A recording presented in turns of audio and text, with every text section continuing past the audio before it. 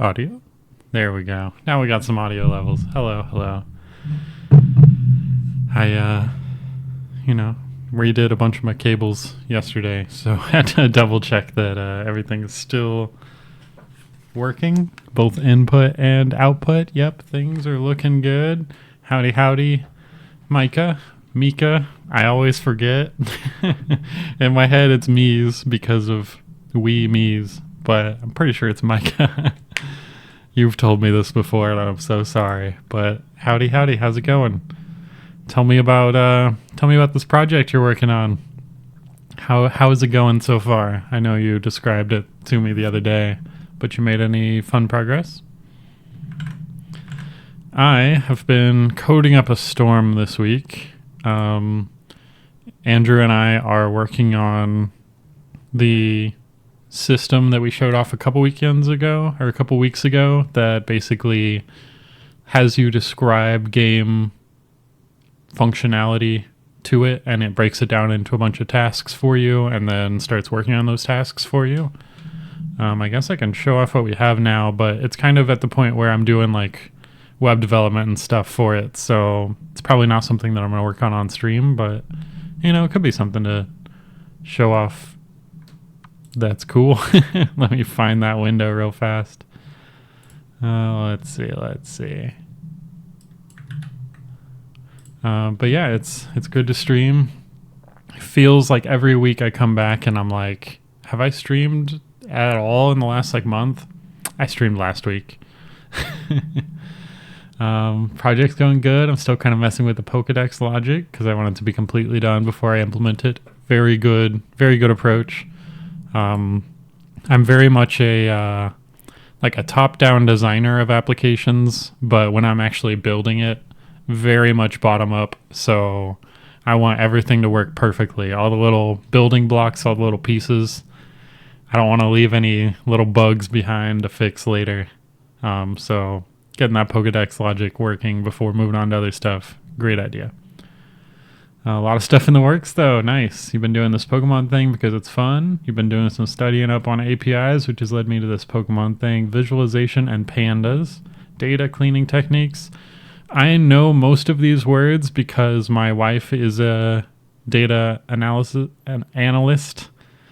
And she's also learning some Python right now. So some pandas, some what's the Jupyter Notebook. Data cleaning stuff sounds pretty similar, so that's awesome. Do you do data stuff in person, or are you learning this just for fun? You think about doing an MBA after the CS degree? Nice. Yeah, I have a CS degree, and Tony Sprocket has an MBA. I think he has an MBA. So can't talk bad about either one. I enjoy my CS degree a lot, though. It definitely helped a lot. I did a lot of programming before college. I did a lot of web development and desktop development, not C# at the time, but Visual Basic 6 and some other precursor to C#. And it was all self-taught, but then when I went to get my CS degree, it just filled in all those holes of self-taught stuff. So would recommend. I know it's kind of a hot take to recommend a college degree these days, but I think mine was pretty helpful. Tell your wife to guide me, maybe if you ask nicely, maybe she does co-working streams every once in a while. Let me shout her out. Usually her streams are Minecraft or Stardew Valley, occasionally an Overwatch stream. She's played a few other casual games too, but she does occasionally do co-working streams, and I bet when she does those, she will be doing data stuff and might be around to answer some questions. So let me shout her out real fast. Shout out to my wife, my wonderful wife. Let's see. You do some data stuff for your job currently, but you're a general business strategist / manager right now for a mental health clinic. That's very cool. You just decided with my CS degree I wanted to go the analytics route, and I'm just trying to figure out how to break into it. I figured the dynamic between CS and MBA would be a good one. Yes, I think it is, and also I think breaking into analytics right now is definitely very possible, very doable. especially with a CS degree for it. My wife only got into data analytics like 3 years ago, maybe 4. Pretty recently. She was working on marketing for a while. She did some other jobs for a while, was a barista for a while, was very high up in like freelancing and helping startups like run their companies, and then was like, you know what? I think data will be fun. And she learned it and got jobs in it. So it seems like a market that people can definitely get into.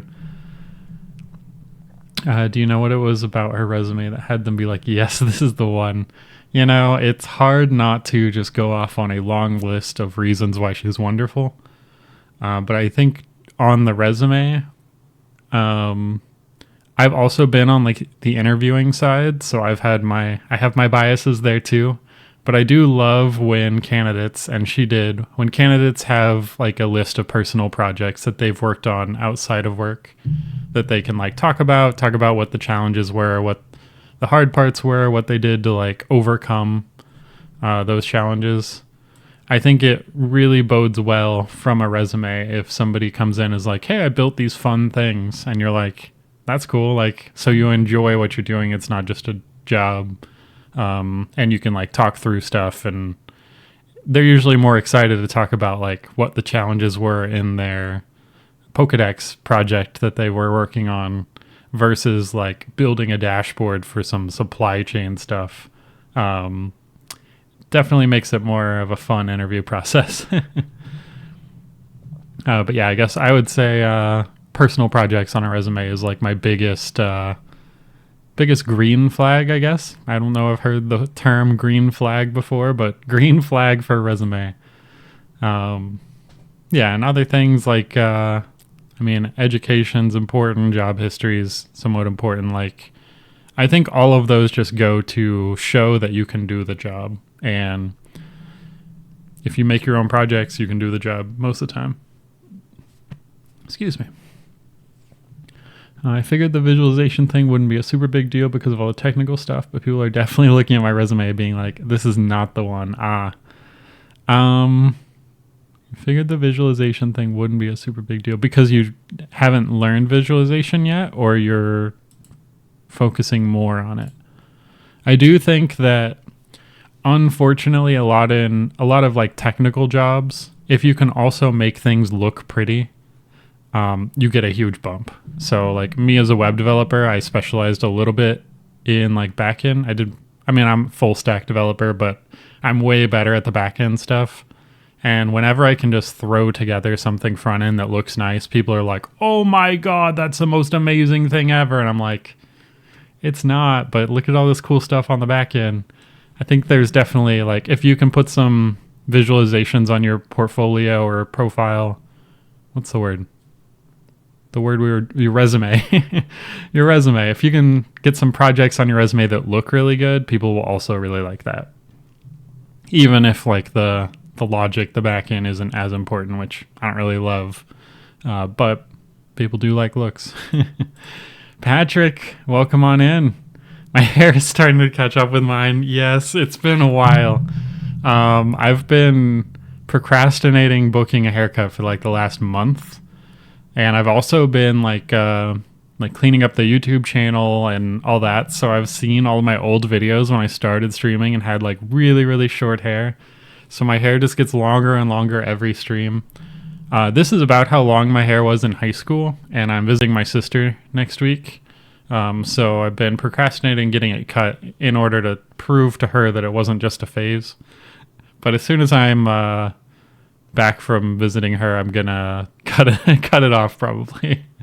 It's getting pretty darn long, and I like it long, but it's a little unwieldy. I'd like to do something better. So hopefully next time you guys see me, I'll have different hair. Who knows? Maybe I won't. I don't know. But how are you doing, Patrick? How's it going? It's been a long while. Visualization just isn't talked about unless you're specifically going into school for data analytics. Like barely any STEM degrees teach Tableau and Power BI. Yes. I would recommend for that. I think it's Udemy is the the course my wife did for Tableau. She taught herself Tableau, and I'll double check what course it was, and I can link it to you on Discord or something.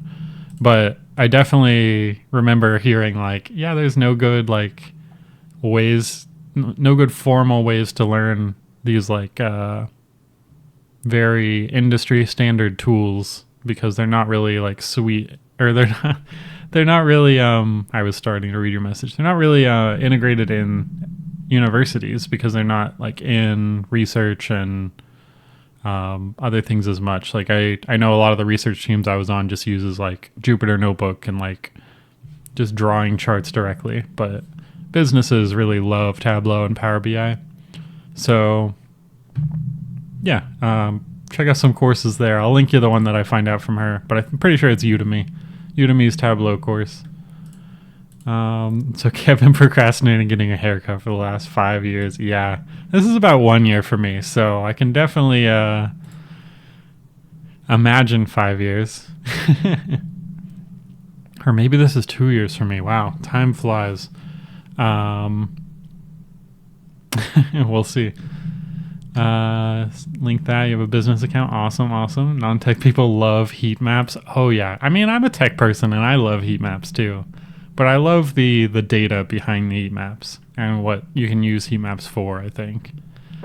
I wonder if you'll hate me for this, but I also love pie charts. And I know it's not cool to love pie charts when you're actually good with data, but pie charts are pretty nice. It's going good. I haven't done much work in game stuff because I'm realizing I need to truly visualize what I want the game and story to look like.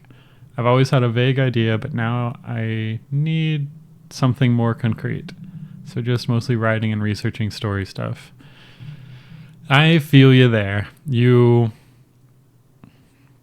were probably watching when I was working on Elixir last time you were here, which we got out to a demo on Steam, which is awesome. And then after that, we spent like probably like a month, 2 months even, like fixing bugs and taking feedback, and we reworked the whole like input system and stuff. And I think now I'm at the same boat of like, all right, the demo works. I need to just like sit down and think through like the vision of what do I want this game to be, because there's so much like, we have this platform now, we've got the possibilities of we can do anything, but we really need to make those like design decisions. And that's hard to do. So the last few weeks I've been working on other projects, which I'll be working on a different project today as well.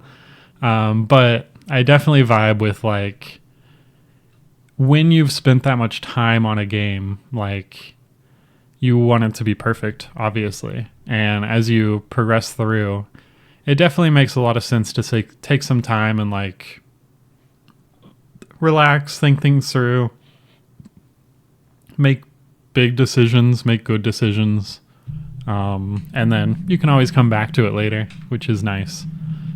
So that's kind of where I'm at with Elixir as well. Last week we worked on Elixir 2D, which was exciting, which you might enjoy, but it isn't like the 2.5D you're working on, but it's basically taking all the stuff we built in 3D Elixir and pulling it into a top-down view, kind of like Moonlighter. And kind of simplifying a bunch of stuff. So might continue on that.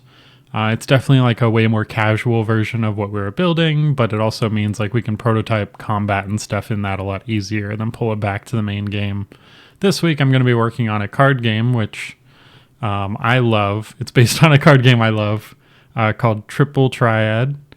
I think it's also called Tetra Monsters, maybe, in a different Final Fantasy game. But I built my own version many years ago so I could just play it.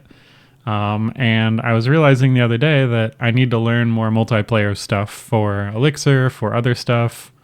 So this seems like a great game to jump back to because most of the gameplay stuff is done. I'm going to work on like visuals and polish and then get it all set up to like learn some multiplayer stuff, learn how to set up the server, What I think would be really fun, like the ultimate goal for it, is it's effectively a trading card game where there's a bunch of cards in the game to collect, which we haven't really built yet, but that's like the game it's based on has a bunch of cards in the game to collect. But I'm toying with the idea of creating a trading card game where players can occasionally create additional cards that get added to the card pool for everybody else. So instead of like Hearthstone or Magic, any card game, I guess, where they come out with sets every year that have like 90 new cards, 100 new cards, whatever, however many new cards, and they're from the developers, they get put out. Toying with the idea of what happens when you have a card game like that, and in rare occasions, like, maybe it's not too rare, but like maybe when you win a game, you can just create another card and it gets added to your collection, but like everybody else can now collect it. Obviously, there's a bunch of like balance and stuff, considerations around that, but it might be fun to build. And, if everybody is imbalanced, everything's balanced, right? So we'll get to that in a minute. Let me catch up on this chat. Pie charts are an easy read, quick and efficient. Perfect. Glad you don't hate me for that hot take. Outside of that, just living day to day besides getting involved with the marathon ARG this weekend. Yes, I asked about that on Discord. Let me see if you responded there. I cannot see the bottom of my screen because Dimitri is gracing us with his presence because he wants my pasta, which I scarfed down right before the stream. He does not know that he doesn't actually want my pasta, but there's a bowl on my desk and he is determined to eat it. So let me check Discord. It was a long 4 days, some really cool puzzles. Wild to see 3,000 people moving something in coordination all at once. That's super cool. Yeah, I haven't really done much like ARG stuff, but I did play Ingress back in the day, and it was also very fun. I had like an ongoing story and all this in the real world based on like the actions in the game. So that's like my only exposure to ARGs, if I'm even talking about the same thing here. But it was very cool. How'd the demo go? Did you guys come short, break even, or exceed your expectations for it? That's a good question. We actually exceeded our expectations a lot. We planned on having like a few people play. Like our goal for a really good demo was like 45 minutes. If somebody plays 45 minutes, that's great. If somebody plays like 15 minutes, that's like the bare bones of what we want people to play. And I think our average playtime was like 17 minutes to like 20 minutes. But we had a lot of people that played many hours. We had a few people that played like 20, 30 hours. We had several people that streamed it like every week. Basically playing against each other, like seeing who can craft stuff the fastest, seeing who can like solve quests the fastest. Well, that was very cool to see. But I was just blown away by like the playtime numbers. I don't know that I can show the like internal Steam analytics stuff on stream, but basically we had a very cool curve. Like normally you would see, how should I visualize this? If you visualize like it broken down of left side of the screen, like 10 minutes, 20 minutes, 30 minutes, 40 minutes, 50 minutes, etc., you would expect to see most people play 10 minutes, then fewer people play 20, then fewer people play 30, etc., just going on to a dead tail there, which we had that, but we also at the far end just had a huge bump of people playing like 10 hours, 5 hours, 20 hours, and so on. So very cool stuff there. Let's see. Trying to have a solid final image of what you want the thing to be will help. Just sucks being in a rut at times comparing different possible routes. Absolutely. Yeah. I feel that. It's also hard like sometimes when you are working on something and you want it to be perfect and you're just not feeling like the inspiration. It's good to work on something else and come back. Let's see. Working on the 2D version now. Heck yeah. We like card games. Lots of balancing. But I mean, if you're just making it for fun, I say definitely go for it. I'd try it out. Yeah, I mean, I think the nature of the game kind of helps a lot with mitigating the need to balance a lot, because I mean, it's a very mathematical game. I'll show it off in a second. But at least there's that. So we'll see. It could be fun, could be not. But either way, it'll teach me some multiplayer stuff. I'll share a video later in the Discord if anyone is interested in the types of puzzles that happen. Yeah, I would love to see that. What was my playtime on that? Because I played the pre-release a ton. Not sure how much I slammed the published demo. Guess I can just look 34 minutes. Okay. 34 minutes is not too bad. I guess I can look at mine. I mean, I played the pre-release a ton. My playtime is excluded from our average, but I am at 16 hours. A lot of that is from testing, but a lot of it is from playing. And so it was a fun time. Alrighty, I think I can get to some coding. We're going to open up some projects. I'm probably going to upgrade this to Unity 6 real fast, unless I have this version already installed. And then we'll also open up this guy, which I guess is already open, so we can grab some scripts out of here, so I don't need to reinvent the wheel. Contemplated trying to brainstorm a simple multiplayer game that I could get made in a month or two, like super simple, so I could learn how that works in Unreal Engine and to get away with the big project for a bit. Yeah, I mean, that sounds like a perfect idea to me.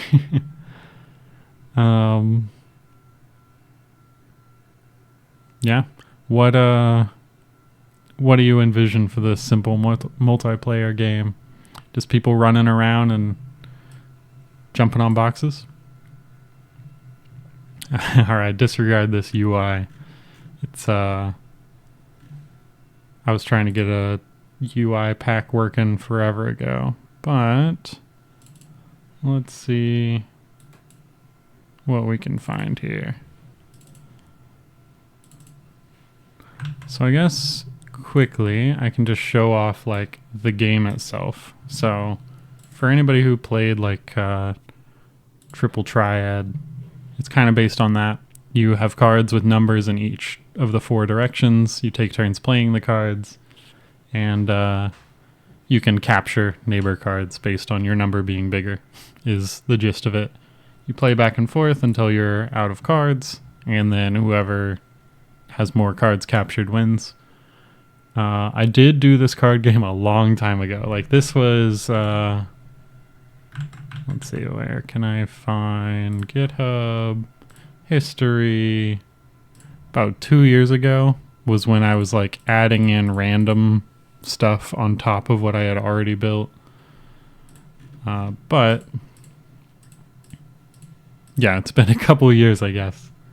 So here's the gist. Like, we're going first. Since we're blue, you can pop a card down. They're going to play a card. Because the 8 is bigger than the 1, they flipped it red. You can then, let's see, what do we want to do here? Do something like that, capture it back. And then if we had something that had like a 9 on the right, we could capture both of these, but we don't. So let's do like this. And we're probably going to lose, but we get all these cards back, they get theirs back, and you go until your deck is empty, effectively. So I actually love this game. I've come back and played it many, many times over the years, and it's always a good time.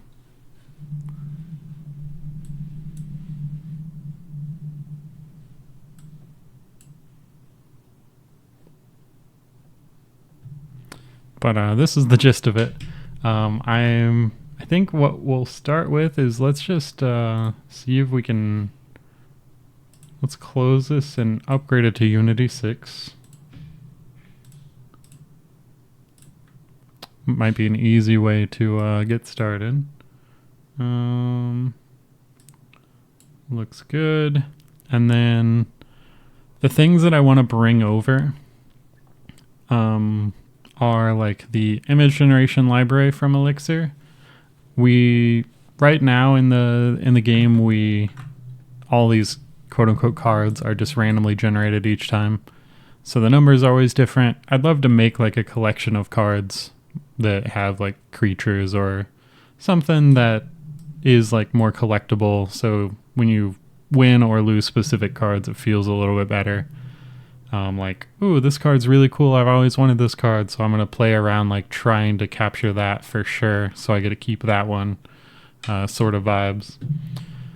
And then I think that will lead us into being able to like create new cards, which will be really cool because you can like, we'll see what tools we want to give people to create cards or not.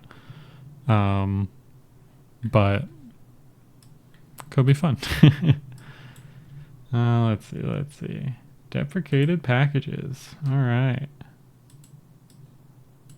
I figure since we haven't worked on this in years, it's probably worth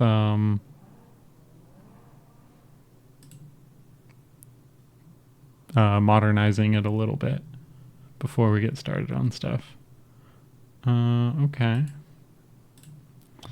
I wonder if there's a replacement for the Visual Studio package. Surely, because they're still using Visual Studio, right? Let's import some Text Mesh Pro. Let's check our console. Window. Console. Oh, it's over here. All right, things look fine. We started on some new cards. This is our first version of a card.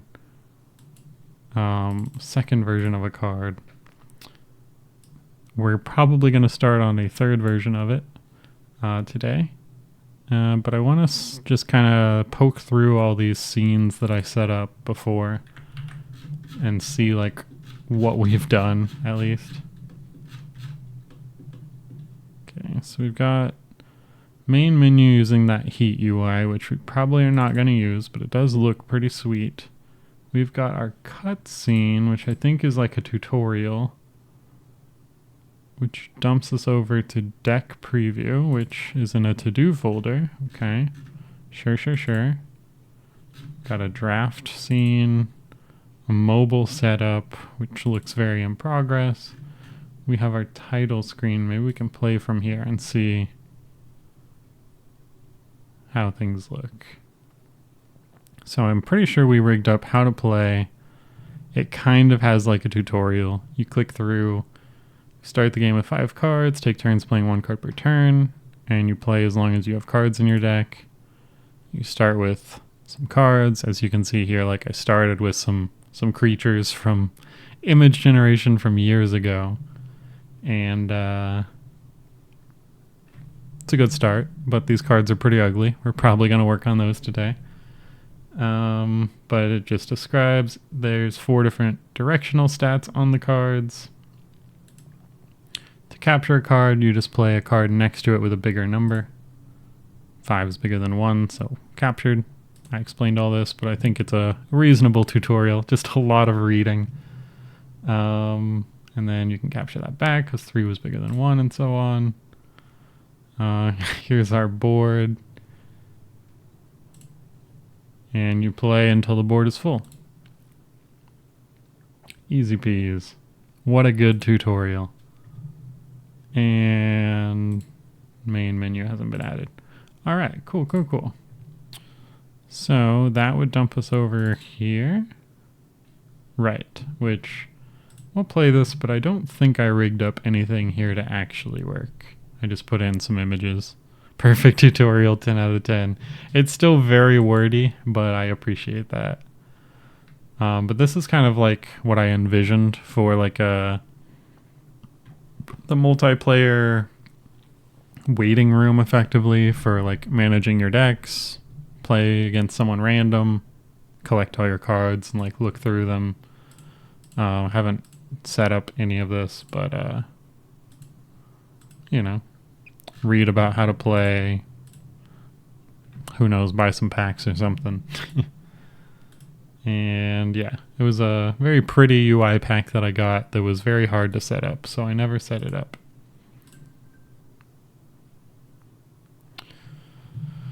Alright, what else do we have? Really impressed with your UI layout. Thank you, but that is almost perfectly the default UI layout for this heat package. Let me see if I can find their example. Main menu. Yeah. So they give you this heat thing with everything set up, and I just move stuff around a little bit, but didn't do any functionality. This reminds me a lot of like the Hitman UI from those games. But yeah, very similar. I wish I had done that. Thank you though.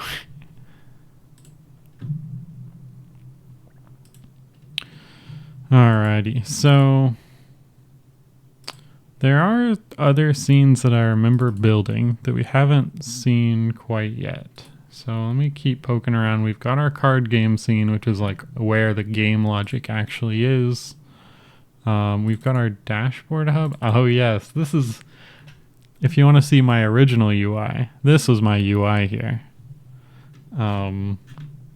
Where you could go around to different places like the shop and your other things that might be relevant, and then, you know, find a match here. Oh, I didn't realize that actually work. See some like rank, see some trading, browse your collection, and so on. But that's my UI. Alright, so we got game over, we got match results, and we have a tutorial. Cool. We love hub menus. Thank you very much. It is just a large image in a scroll rect. Nailed it. Alrighty, so I think what makes a lot of sense is probably just to work on a new card design first, because I'm not going to do multiplayer on stream this week. I just want to like get back into this project and like get a good understanding for how things are working and just see what we can do to polish it up before I start like building a server and stuff. But we've long since gotten a lot of packages on the Unity Asset Store, and I feel like we have a card one that might be really helpful here. So let me see if I can find our list of where those are off stream real quick while I just scroll through some internal stuff. But I feel like we had some sort of UI thing that we got like in a bundle that had cards, like frames and stuff in it. If we didn't, we can make do with something else. But it would be nice to like get things actually looking nice in the meantime. Let's see. Alright, I've got our list. Surely nothing will go wrong with me dragging Discord in. I'm just going to scroll through here. These are all the stuff that we've got in packages, so I just want to poke through and find like anything UI related, I guess.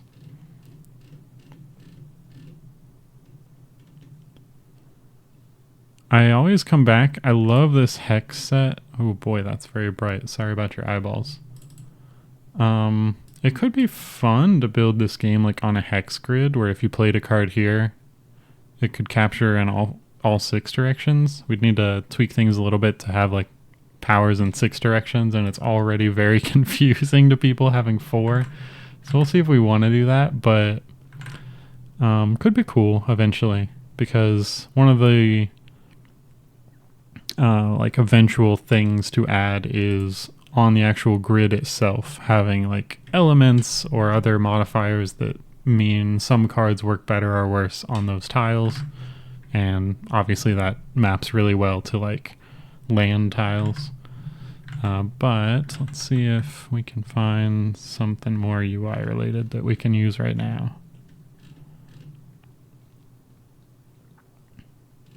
I think we have like the frames and stuff that we use in Elixir are just a general UI pack. Medieval Fantasy Bundle? Probably not. Let's see here. Let's poke around in there, see if it's got something we want. I don't think that'll be what we want, but this is the pack we use for 2D Elixir, which is fun.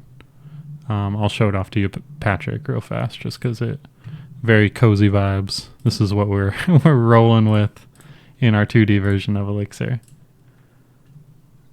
Looks really nice so far. Let's see. What else have we got? Hot reload. Scene switcher. Alright, well, we don't have a lot, actually. And some of them say we didn't buy them. Interesting. Alright, any UI stuff in here? Probably not. No. Okay. Let's see. Can I search Unity registry, my assets, UI? You know what? GUI. What do we got here? Modern.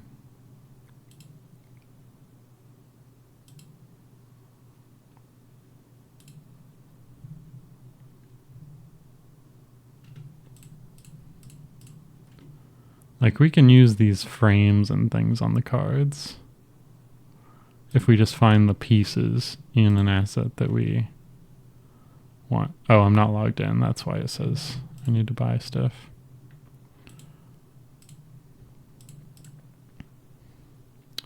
Let's just poke around on some of these. But this is also a good example of like needing to sit down and think through like the vision, because there's a lot of different ways that you can kind of theme a card game like this. You can do the traditional, each card is like a monster or like a creature or something, and you're trying to catch them all.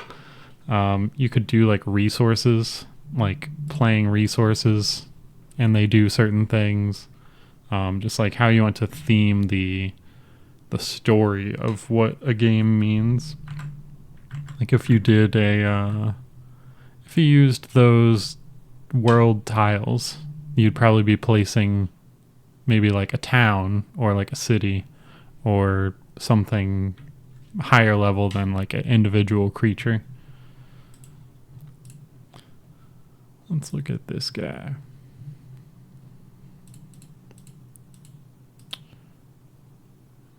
We can probably work with this.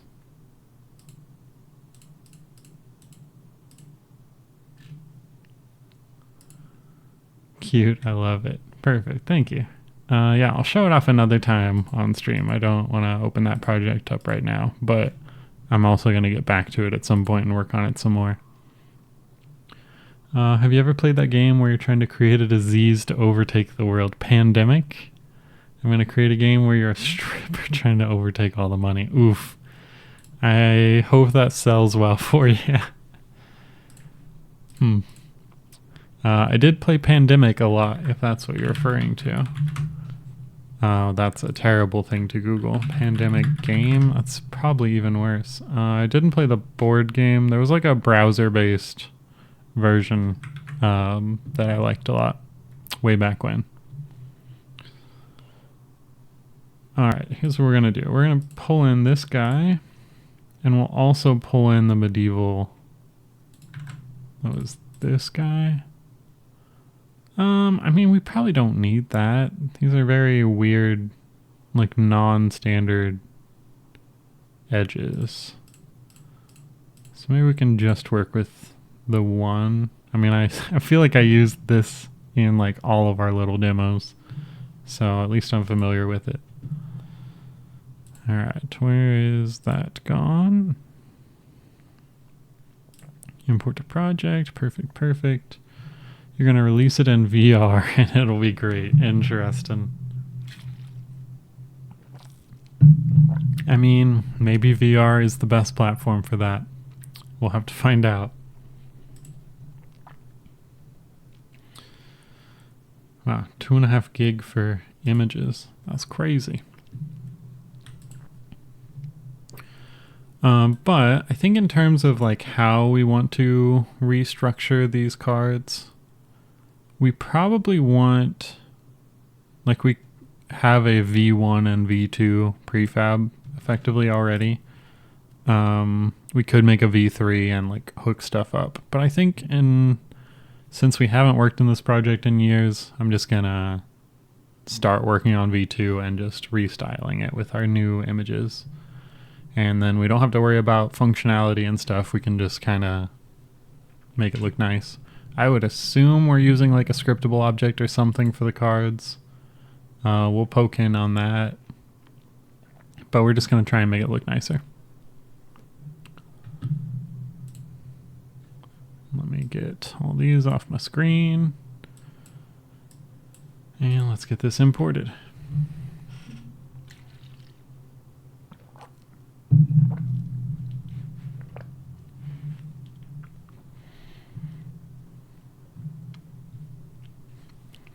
I would very much like to also make a mobile version of this game, just so I can play it on my phone whenever I want.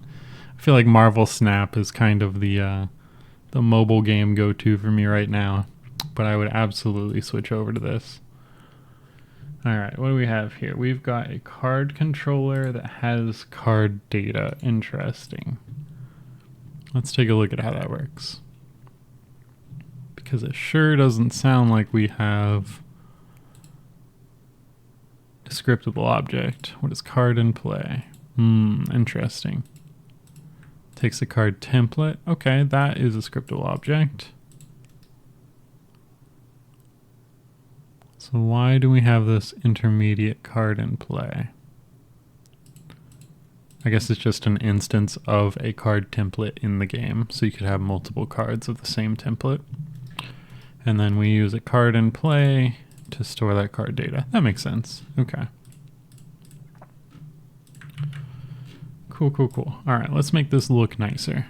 So I know that I said I would just work in the V2.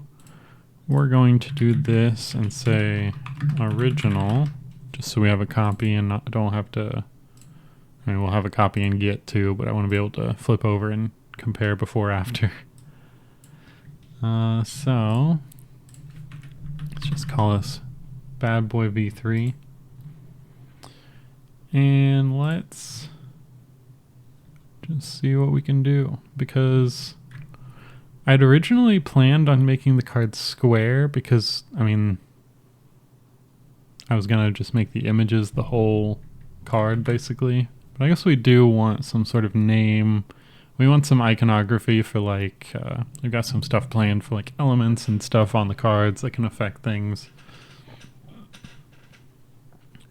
We might end up having like effects that happen when you play it, but probably not anytime soon. So let's go ahead and be nice to replace this font, but I don't know that we have another font at the ready.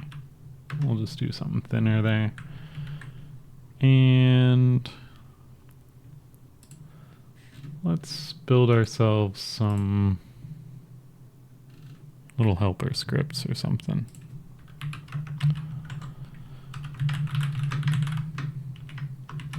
Load debug card data.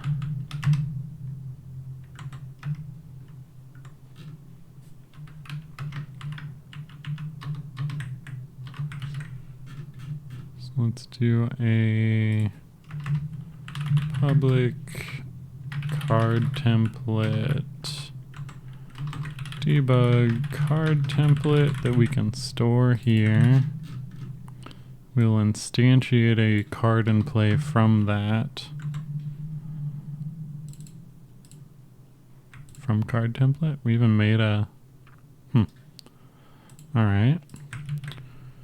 Cool. So now if we have a card template created, though I don't know that we did, let's move that guy over.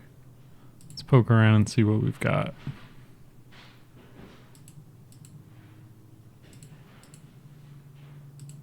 Okay, we have cards. So if we pull here, we bring over Glimmer Wisp, debug card template, and then right click load debug card data. Cool. We can now do like what the game does when we load the scene.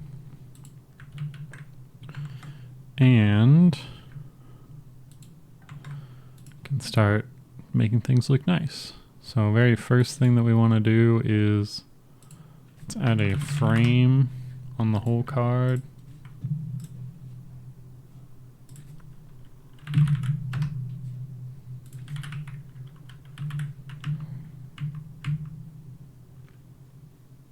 Frame makes things look instantly so much better.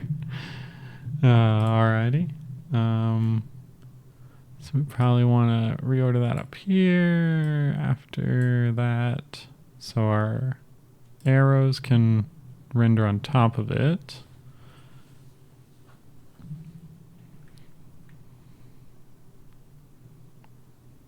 Let's get our card image also a little bit larger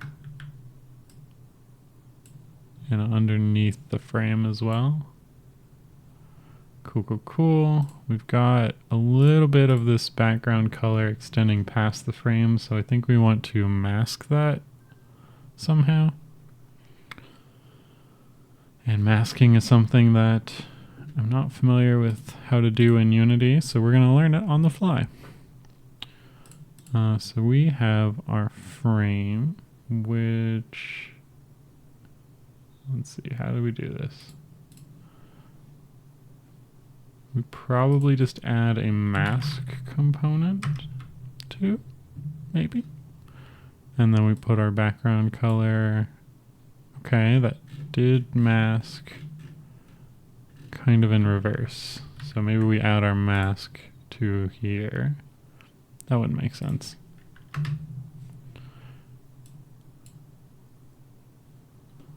Yeah, not quite what we want. Okay. So, I mean, we can just do this. Wait. We can just resize it. It's fine.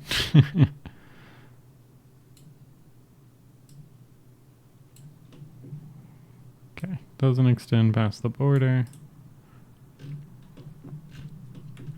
Be nice if we had like proper icons for these arrow backgrounds. Because right now we just use like a bookmark effectively that's rotated. And let's also change the font of each of these.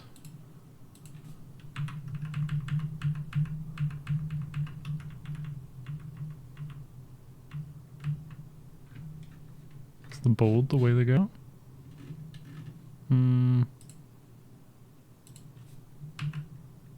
Maybe not.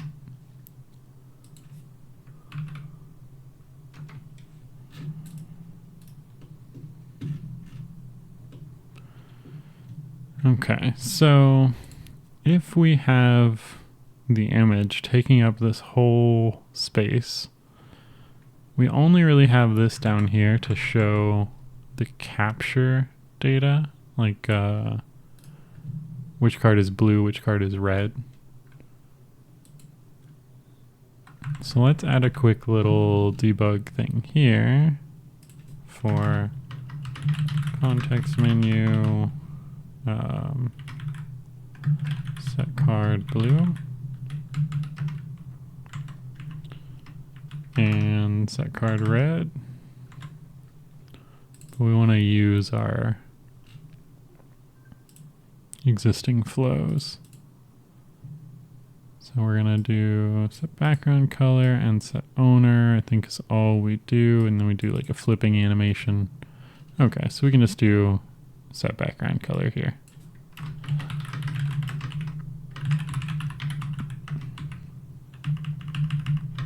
because we want to see how things look when you flip it in the game, whether there's enough blue, enough red to make it clear who owns it. So if we set this blue, interesting, it changes the color of the image as well. Oh, because there's some transparency. Okay. So if we also make it red, I mean, I think that's fine. It kind of, maybe we need a little bit less transparency.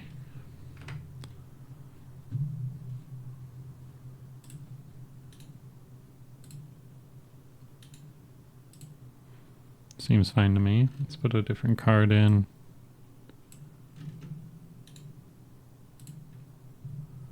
Red and blue. I mean, I guess what we can do is also do a little bit of the color up top to kind of frame things in.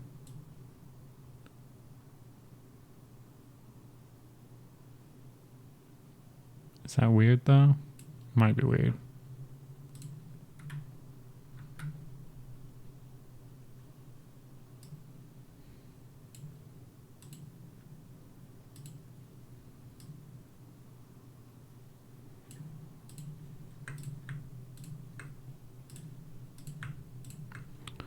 Get these guys sorted out. They should be just stretching to this guy's size. I wonder why they're not. Stretch. Weird.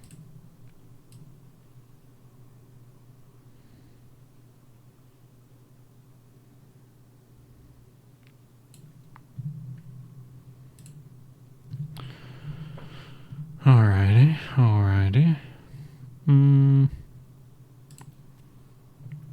So if we take these guys out, and we create a new parent in here, card name container, we stretch it to this guy's size, we pull it out and then put these guys in. When we stretch this, does it now? Okay, it does. So the difference between these two is weird. Wonder why. But now we can properly stretch this around wherever we need it.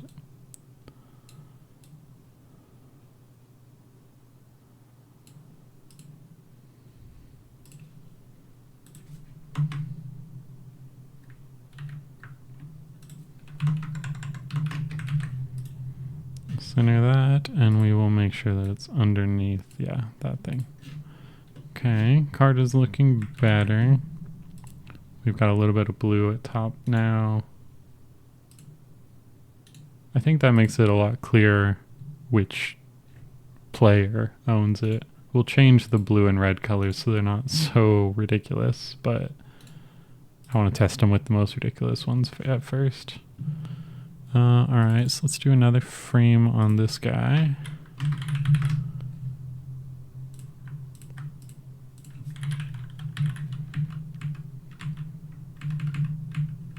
Something a lot more thin.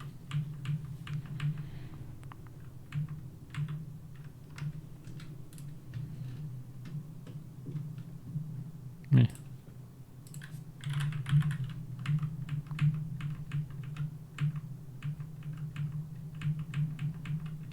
That's all the frames we have, apparently. Alright. Okay, so let's do this guy and just turn it black then.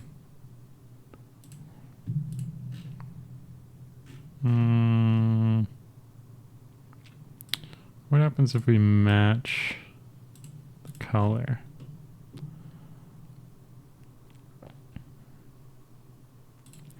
What happens if we change this color? No, I don't like it. We'll do no frame for now.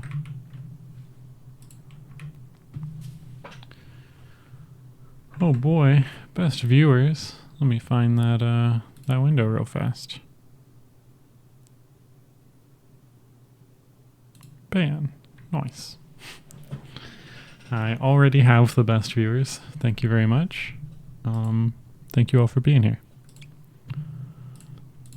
All right, so how do we make this name look good? We could also bring this guy all the way down here. Put the name up top.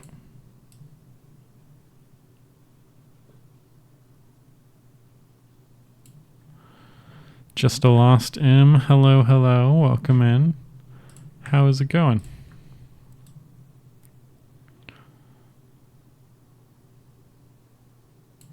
We are trying to make cards look good. Doing a little bit of design here on a very old game of mine. Just trying to improve how things look before we spend a little bit more effort in the rest of the game. How are things going with you?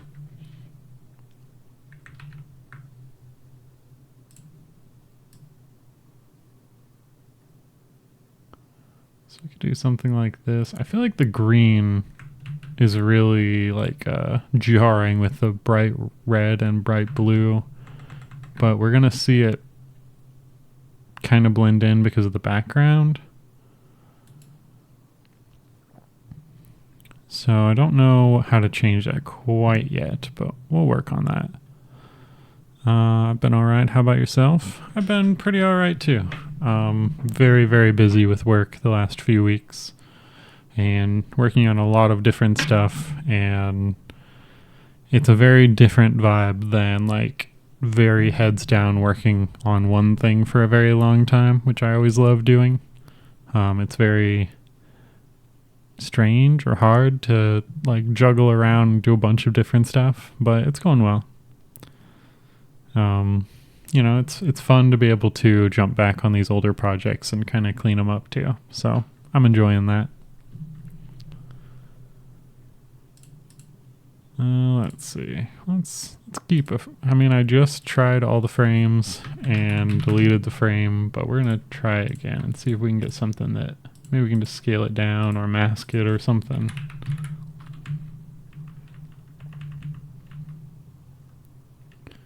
Like if we did this and then added a mask, put that in here.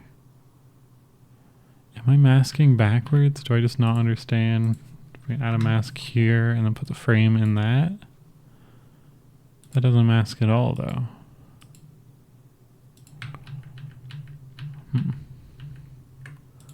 Okay, let's poke around. See what else we have. Like we could do something like this.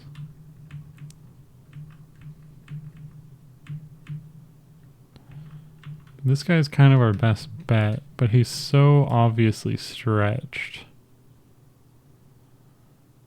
We could like trim it a little bit so we get this nice detailing here. So if we mask here, the frame underneath, we could do that. And then we can kind of stretch this out a little bit more. Kind of like this. And then we'll do another frame for the bottom.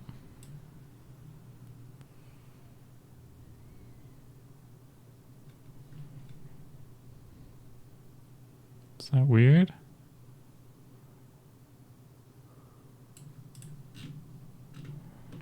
Maybe. Let's get a longer name in here so we see how it overlaps. Let's do good old pen bend snake.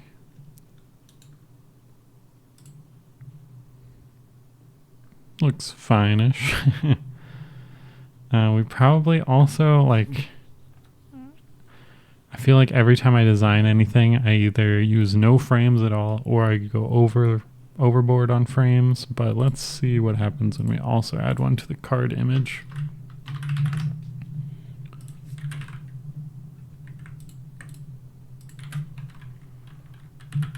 Might make the card kind of stand out. This, why are we not stretching? Okay. Frame.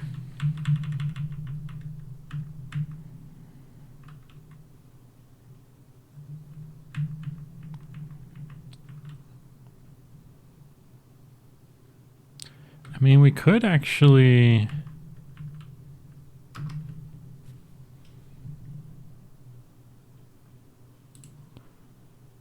Can we mask on a circular frame and just do a circle of the image? That could look nice, and then we'd get a lot more of this color around the card.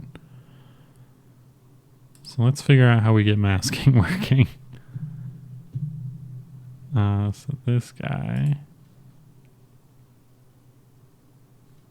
Let's just add mask to both of these, and then we can... Okay, so mask is gonna just render the image where the frame data, or where the frame like has pixels. So if we did a circle here, or I guess a knob, I guess is our circle, then it would do a circle like this.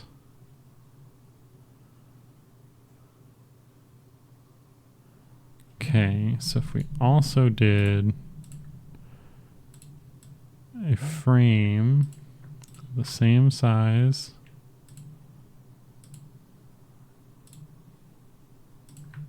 of the same size, why is it like that? Some weird scale in there. Bring it out, give it a frame of the circle kind. Can do something like this. I think this is getting closer.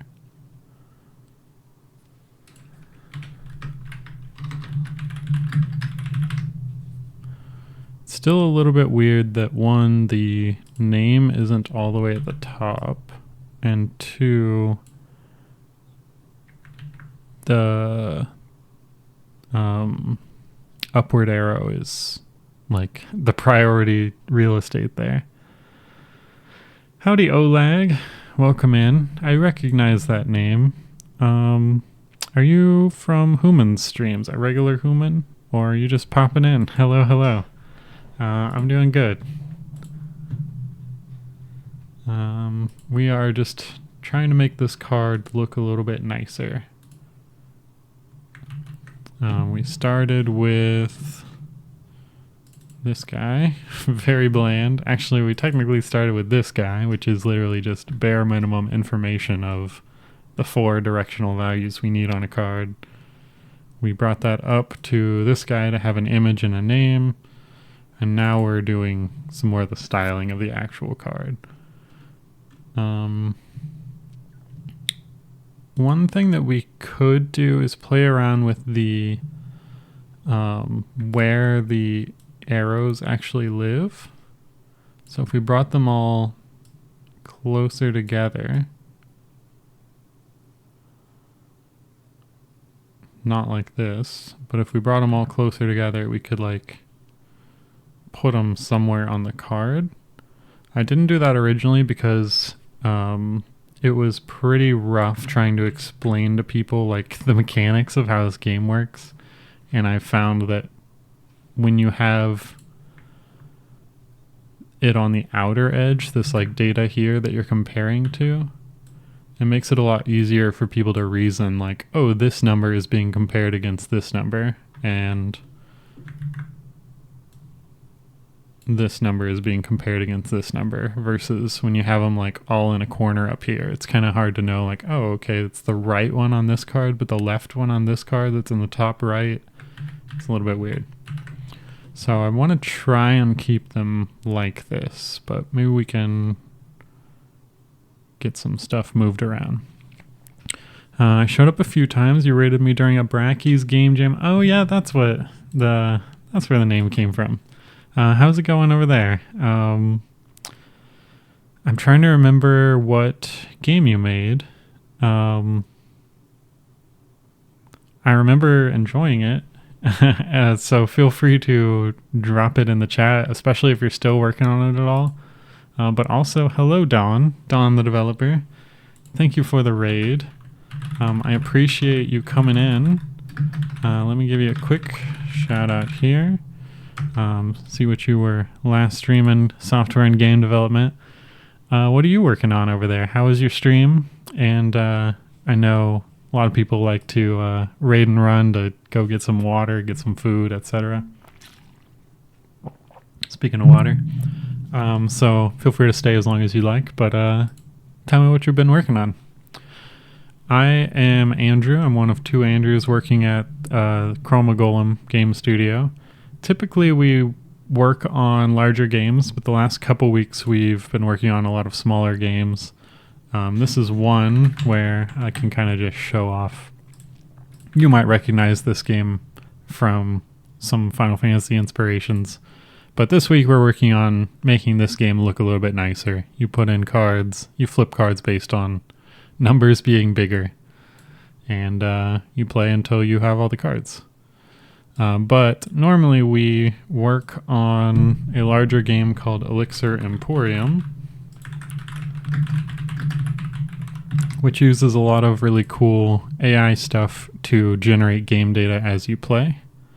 And I guess I'll leave this playing while I talk about it. But the gist of it is basically you can craft any item in the game you want by combining any two items, and it'll generate that game data for you. You can use any item on any game object in the world. So if you make a fiery war axe, you can use that on a bridge, and you'll get like burnt bridge chips, and then you can use that as an ingredient, craft other stuff. You know, it's good times. We've got a demo out on Steam. Feel free to check that out. Let me link it real fast. You can also wishlist it for the full game, but yeah, we also are working on some smaller stuff this week while we let that one simmer a little bit. So right now we are just making some cards look good in this smaller game. But it's nice to have all the raiders here. Thank you for being here. Hope your day is going well. Let's catch up on chat. Chaos Manager. Oh, yes, I remember that. Let me... Bracky's Chaos Manager. Olag. Let's see if I can quickly find it. Maybe I can't. But... yes, I vaguely recall it and it being fun. I think I watched your stream a little bit and I was like, this guy's cool. I think I'm following you. I'm not following. But I am now. So thanks for coming back. Let's see if we can get this card looking a little nicer. So if we want to keep the arrows on the edges, we don't have a lot of room to like move the name up unless we want to like overlap it somehow. But maybe we can move it down with maybe the image moving up, something like this. And we might be able to even scale this up a little bit to where it overlaps with the frames. And we'll center these arrows on it. But maybe we can even... what frame is this? Outer frame.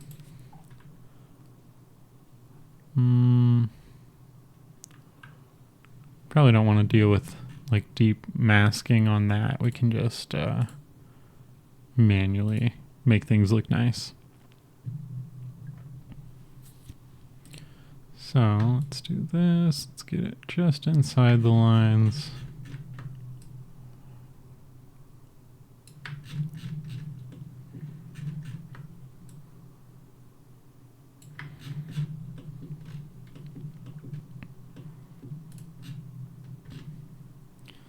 So this is looking better, I'd say. We can flip it. Blue still looks good. Let's put another card in. Just making sure it keeps looking good with other cards.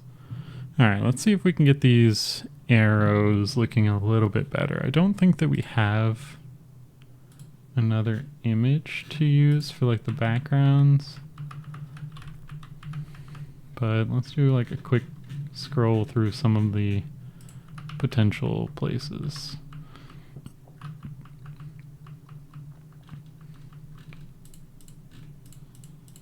Because we're looking for basically like a pretty triangle. that, I mean, we can do this and fill it with this. I think that looks better, goes better with the frames.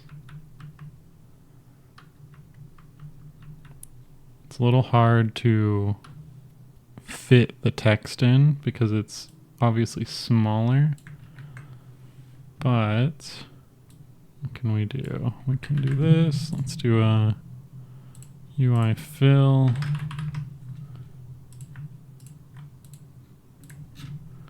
Find where that was. There. So we can fill it in like this. And then can we get the text looking good? This is such tall text. Did I do this on purpose? I don't understand why it's so tall. But we don't want to make the text too small, I'd say, because we want people to be able to read it. But, you know, this is looking better, I'd say. Seems really small, though. 10-point font.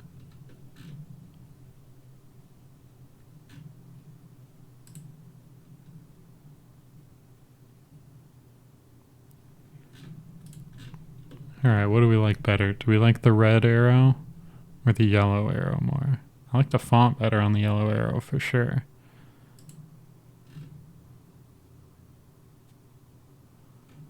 Forgot the water for the coffee on the stove. Be right back. No worries. Good luck. And we do also like the red itself. Like we already have red and blue meaning something on the card. Ooh, that's some bad. Masking.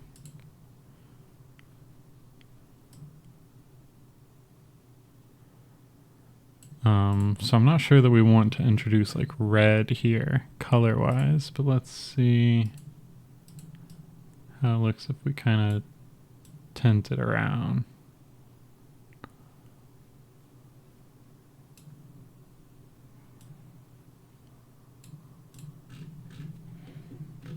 Is that better or worse?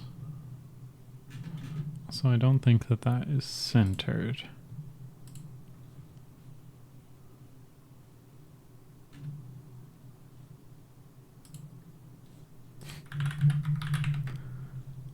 Yikes. Well, that's... Okay, we'll fix... It's gonna get a lot worse before it gets better here. Alright, arrow backgrounds need to stretch all the way. Scale, sure. I see. That would explain why our text was so small. Alright, so that's scaled properly. We want our down arrow to scale correctly and be anchored bottom center, pushed down a little. And maybe we can even put this behind the circle frame.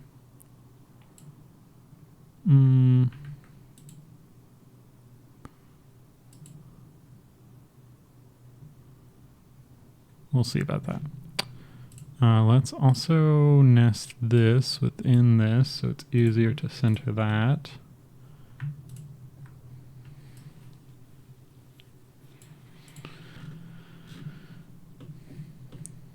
Yeah, I think this is going to look better than our original just yellow tags repurposed, these guys.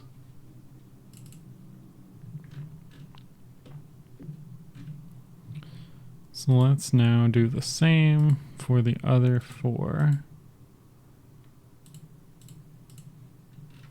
We'll just need to grab these texts. Let's go up, right, left. We'll grab this guy. We'll do up, right, left. Let me double check. Okay, we do still have music playing. I have not been listening to it, so just making sure.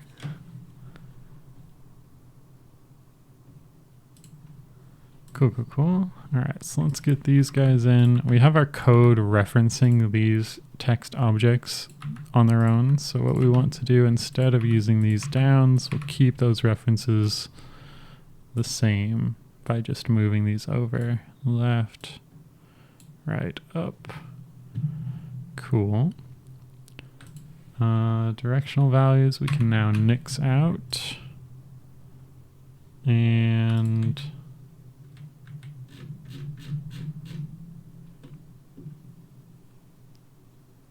suspicious.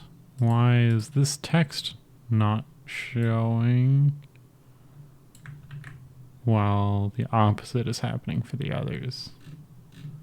Do we need to layer this correctly? Maybe. Oh, right. These are all on top of that. Okay, makes sense. So here, let's put this guy at the top. Let's rotate him 180. The nightmare of layers, absolutely. Luckily, the problem here was just me being silly, just being a silly goose. They were all overlapping instead of actual layer issues, but you know, I guess there's layer issues in there too. All right, so this guy we can now recenter. Cool, cool, cool. He is now upside down, which we don't want, so we'll hit him with a 180. Right, not 180 scale, 180 rotation. Right? Maybe? Right, 180 this way. Fonts are going to be a little big, but that's all right. So right side one, we anchor over here. We rotate that -90. I guess just 90. Bring it over.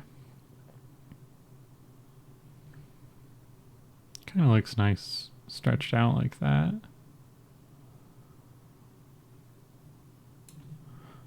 Let's anchor this guy in the center and rotate him back.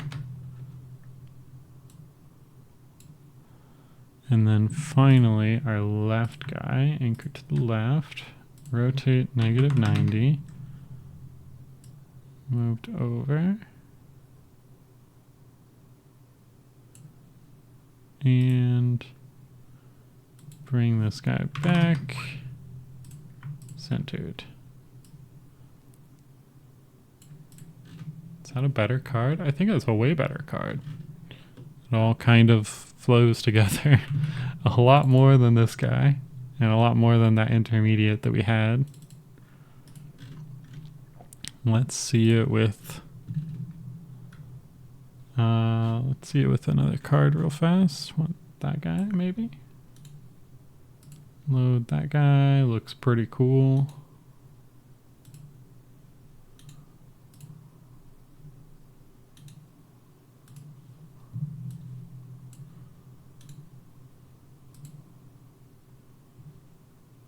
That font is wrong, but I think things are working. Are the stats changing? They are. Okay, cool, cool, cool. All right, that looks good. What mechanics have you developed in a project that you are most proud of? Oh boy, it's a big question.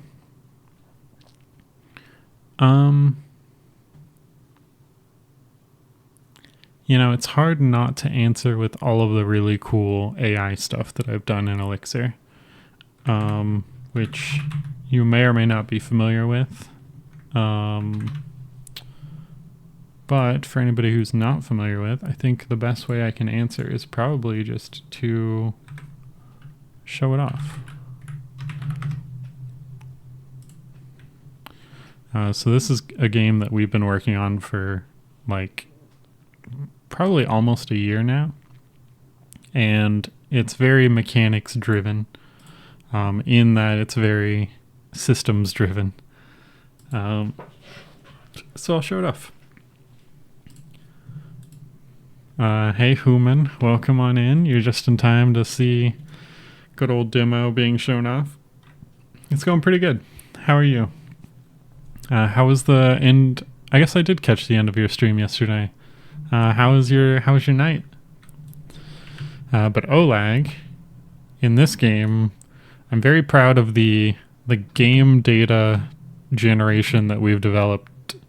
But basically, you've got objects throughout this whole world. You can grab them, obviously, like click on them, harvest stuff with your fists or whatever. But once you get some items, what you can do is combine anything you want. So right now there's no recipe in the game for bread and scrap leather. Like, what do you get when you combine those in a crafting system? But it lets you combine them anyway because it's generating the recipe, the resulting item, the stats, the image, the interactions for it, doing a bunch of stuff behind the scenes, so generating a bunch of data. We will see if this works, I guess. I haven't tested lately. I hope the API is still up. Let me just double check over on another monitor.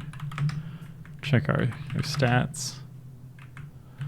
Interesting. Something might have crashed there, but let's try it once more. So bread, scrap leather. See if we get something there. But you're probably going to get something like dubious food for sure. We got a leather sandwich. There you go. A quirky sandwich wrapped in leather for fresh keeping. Questionable taste, but durable. And then you can continue on doing that as long as you want effectively. So mix it with some lavendream, which is often used in alchemy and cooking for fragrance. So you combine those, you make something new. And we got a lavender leather sandwich. You just keep on keeping on there. But if you take, I don't have any tools. Let me get some stone and then run over and get some wood. We'll craft a little hammer and I'll show off like the cool extra layer on top of this. Because I mean, it's cool to make items. And it's used a lot for like the NPC quests in the game. We have a lot of open-ended quests that are like, hey, I have a cold today. Can you give me something to help with that? And you can go craft whatever item you want to help with it. But you can also take these items that you craft. So let's say we have a primitive hammer. We want to combine it with a herring and just get a funky tool, like a fishy tool or something. We got a hammered herring. I guess it changed the fish. But you can take any tool you want. I kind of want to craft a tool specifically. So let's do primitive hammer and scrap leather. Let's see what we get there. An unfortunately flattened fish with a unique texture. All right, so we got a leather handled hammer, which is different from the hammer. So you can drag it on your hotbar and you can now use that on anything in the game in the same way. So like normally if you use your fists on some stone, you're going to get stone. But now if you use a leather-handled hammer on stone, you're going to research what you'll get with that interaction, which is doing all that same generation behind the scenes. And now you're getting crushed stone. And so if we take this guy and maybe combine it with some of that crushed stone that we got and get a different tool, we'll have a different interaction and we can use that tool on any object. So we got a stone-infused hammer. I'm sure we're just going to get more stone. But I mean, you can use it on anything. So you can use it. We got crushed stone, obviously. But we can use that crushed stone hammer on some tall grass and see, like, I mean, it's still pretty generic enough that you're probably just going to get grass from it. But you got crushed grass. So it's all different every time.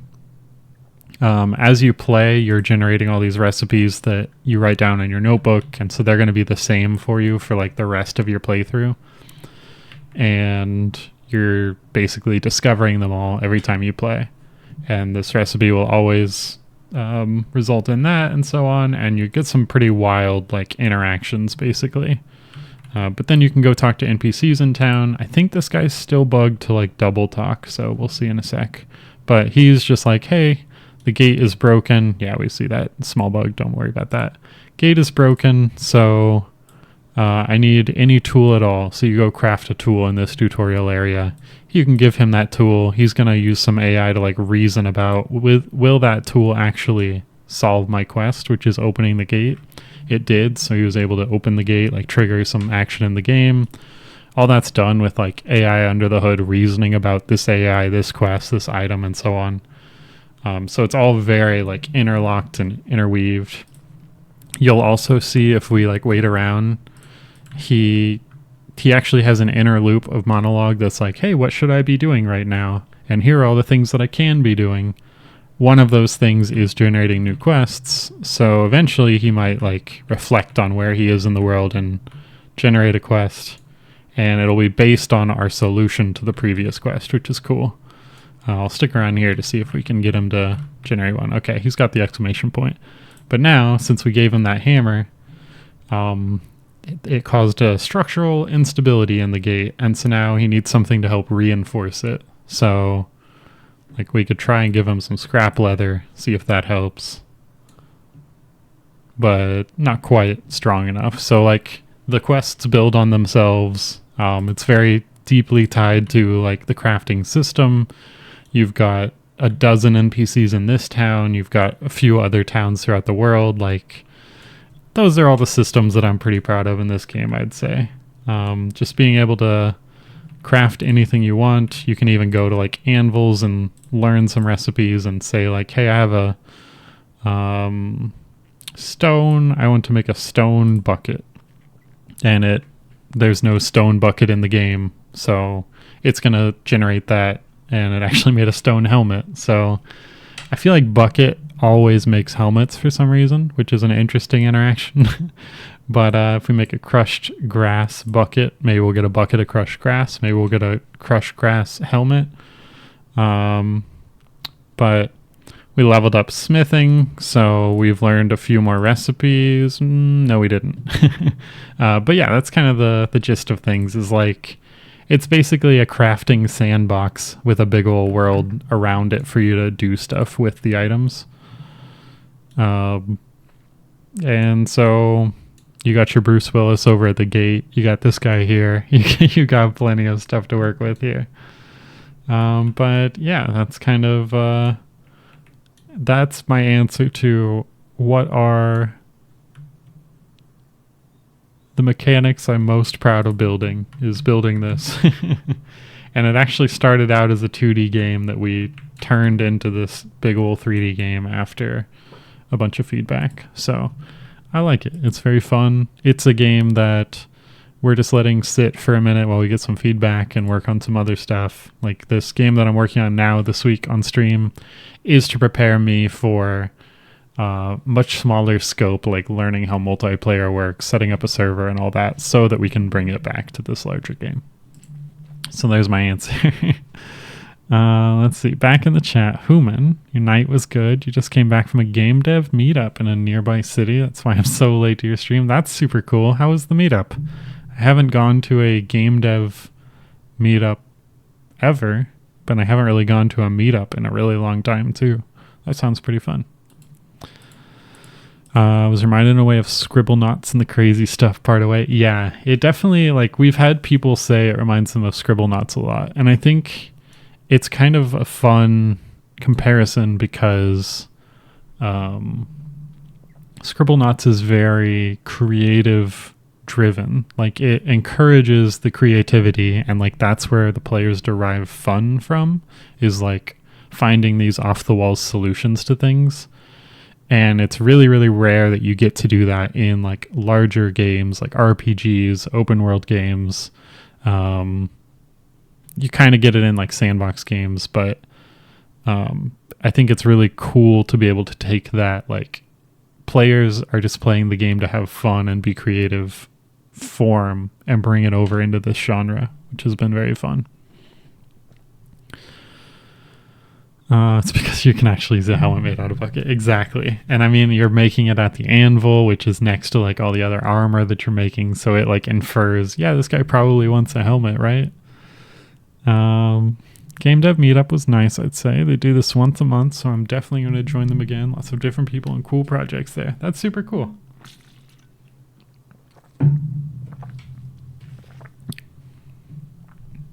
I'm sure you're gone by now, BRB, but if you're not, how did you find it? And we're going to get back to making this card look nice.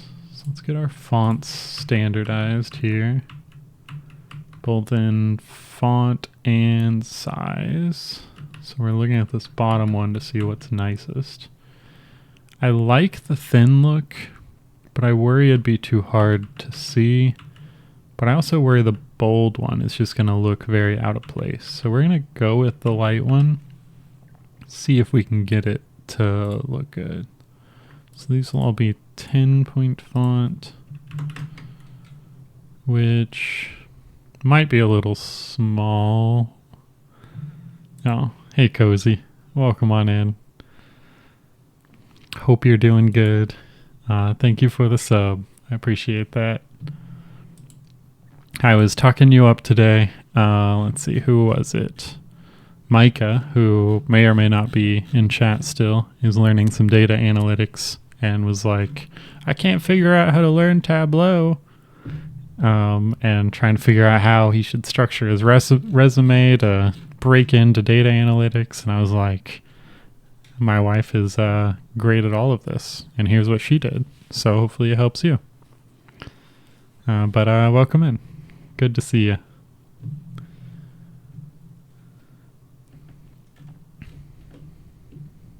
All right, we need to definitely get these guys a little bit better centered.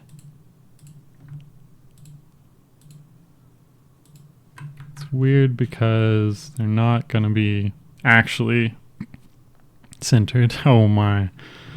Thank you, Human. Thank you. Thank you also for the sub. I have a limited time to earn exclusive emotes. Oh god, what is this? What are these sounds? Hype train started. I don't think I've ever seen that on my stream. Well, thank you guys. I appreciate that. Unlockable emotes. Okay. 2 subs or 600 bits gets... I don't know if it's for me or for everyone or what, but interesting. I don't know. I'm sure you guys can see this too if you just look at the top of the chat, but I don't think I've seen a hype train from this side of the table. Thank you both. I appreciate that. I feel like there's something I should be doing here, but let's see.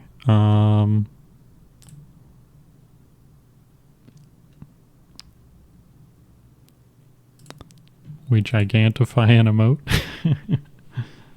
Thank you guys.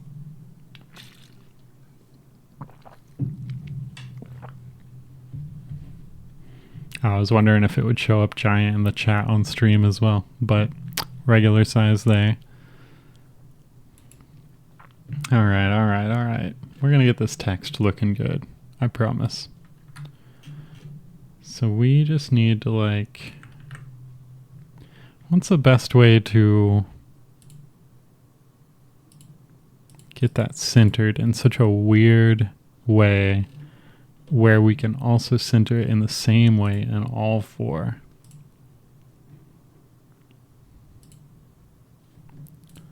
I mean, left and right is probably...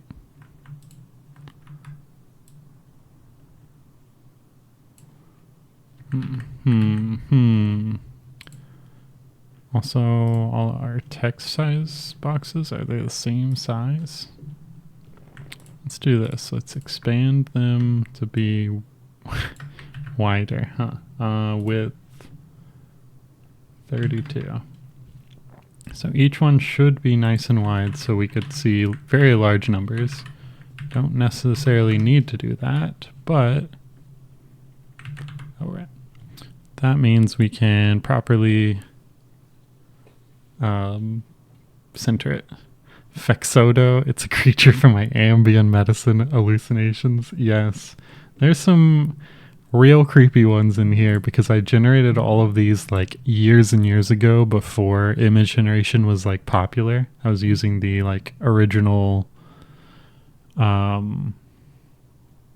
stable diffusion before 1.5. So I have a special place in my heart for all of these. I actually, yeah.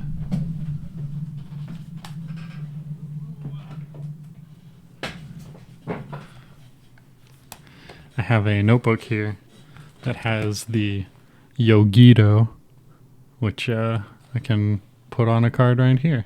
Let's see. Let's do this. And then load card. Wow, would you look at that? We match. Very fun. All right. I will get these texts centered. Like, I don't want to just manually place them all because I don't know that they're all centered in the right way with each other. Like, I can move this up and eyeball it, but it would be nice if I knew that each of them were properly centered. But you know what? We can do what we can. But like here, sure looks like that 4 is a little bit to the right, does it not?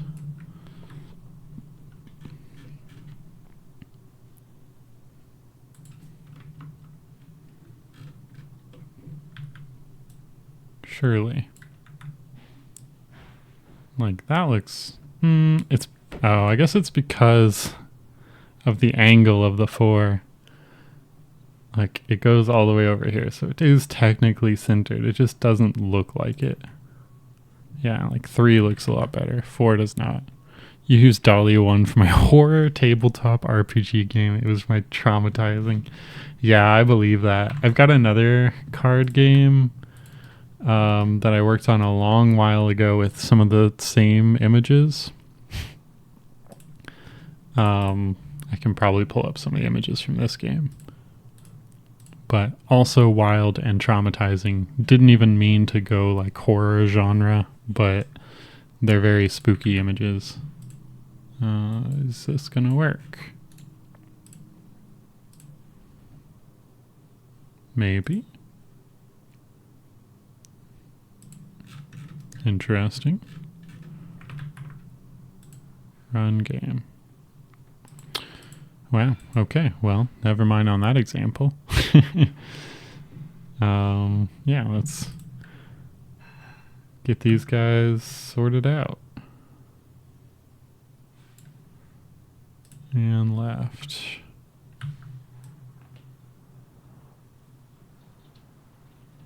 All right. These look pretty centered. This guy looks too tall. But it's wild that he would look too tall whereas this guy didn't. When they're the same height.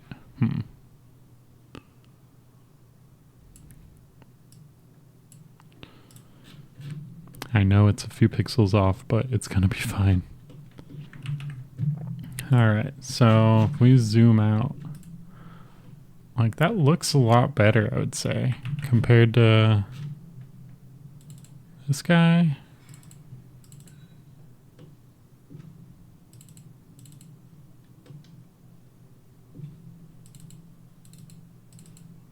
Way better. So if we,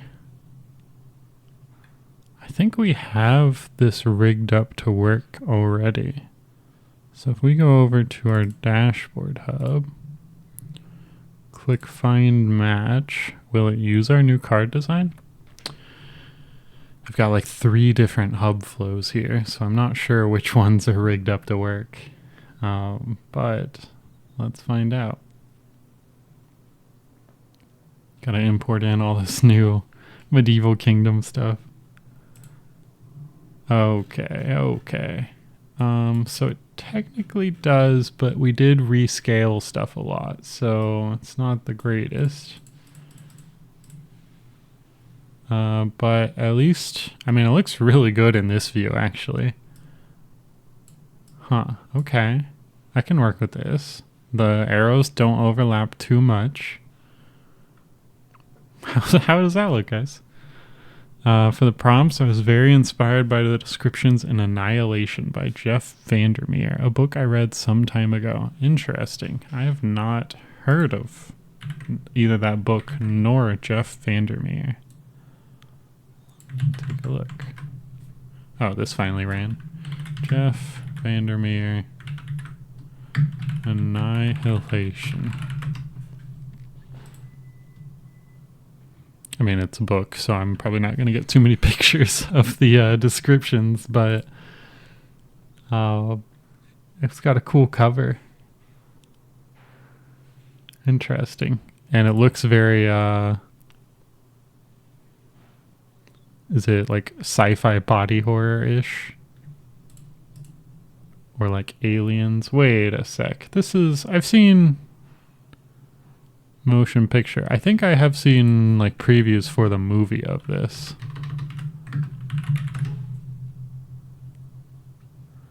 Yeah, I have. It looks pretty good. I haven't seen the movie, but I mean, the book's probably really good then. While I'm here, I guess I'll go ahead and start over here. This is another game that I built a while back with cards, which apparently can't be full screened. But this was supposed to be like a solitaire with some image generation that each game of the solitaire tells stories. So you have these different people. Each of them have their own stories. You're the bartender. You drag up the person that you want the story to, or the person you want to hear the story from. So like, this guy's a necromancer. Listen to his story, and he's going to give you some backstory, and then he sets you up with like a scenario of him against a bunch of zombies where they all have effects and stuff, and you basically play by dragging these cards onto him, I think it was, and you can like recruit other people to your party. I forget how to even play, but we give him some armor, and then he doesn't have any attack, so I'm curious why. Yeah, it's been a while. I now understand why when I showed this to other people, they were like, what the heck do I do? But like I have 7 health left, so I can take 3 damage and summon a sweat golem. So like he's summoning these guys to fight for him. The goal is to just clear out all these cards. So you just like use them on things, but then you have some enemies here as well. So 3 damage, 3 health. If he fought this guy, he would kill that guy. But this guy's 1 damage, 5 health, so maybe this guy does 7 damage, so we take those 2 to fight. Now he has 2 health left and can fight something else, etc. You can heal. Let's do more golems, I guess. And, you know, you just kind of progress through. If you clear all the cards out from here, you win, and you go back to the tavern and you can hear somebody else's story, or like you can come back and eventually have like a part 2 to this story and so on. But you know, it's fun. It was basically solitaire for myself. And then if you end up losing, so if I just make everybody kill this guy who is the one telling the story, he just says like, oh yeah, that's not how the story went, because obviously I'm still alive, and you can start over. But yeah, the images were very, very early for these as well, which you can kind of tell, I guess. It'd be fun to go back to this game, and now that this was one of my first games when I was learning game development, so it would be fun to go back to it and polish it up a little bit. But I'm very, very impressed with how good these cards look now. So let me just play a quick game. We probably want them expanding to the whole board size here, but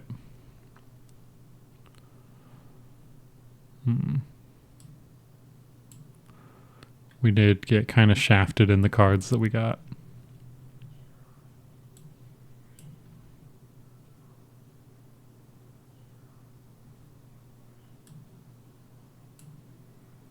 But it already looks way better with the new cards, I'd say.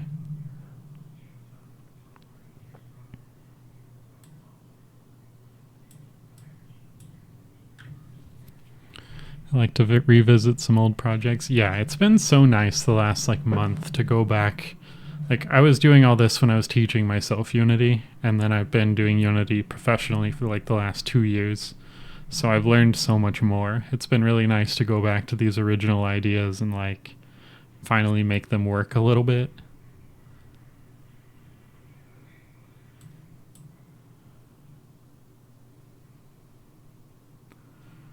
So he has this guy who can recapture this on either side, so I'm not going to play either of these yet. So I will go ahead and capture this guy. So he plays one down, and then I can capture this. Hooray, I win! And I don't have the flow yet of like taking their cards that you've captured, but that's the goal there.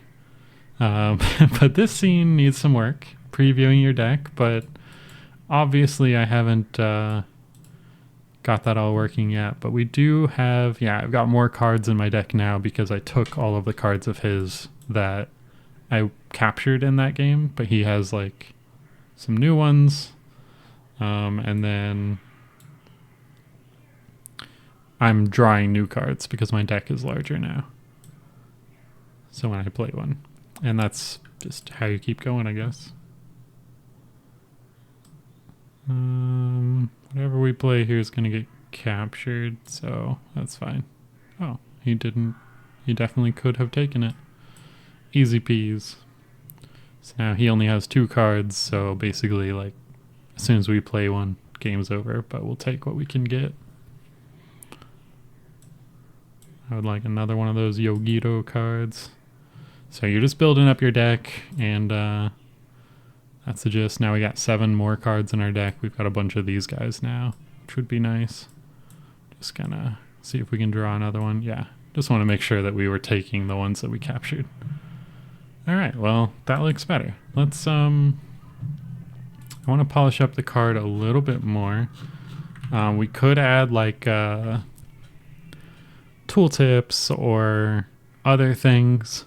I want to eventually have some like effects on the cards that do things, either like they interact with the board or they do things when you play them.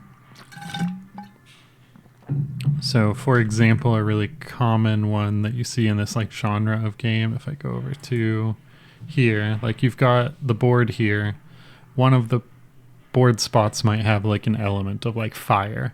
And so your cards that you play might also have an element of like fire or water or something, and so they might get some sort of like +1 to all their stats if you play a fire one on a fire spot. But it's a little bit more like advanced strategy for that, so we don't want to do that quite yet. I just want to get like the base game working. But we do have the opportunity to like plan out where those things will go now. And I'd also like to kind of clean up this hierarchy a little bit. But let me bring up my notes real fast on things that I was potentially going to build. And yeah, we kind of just wanted like effects on things and elements.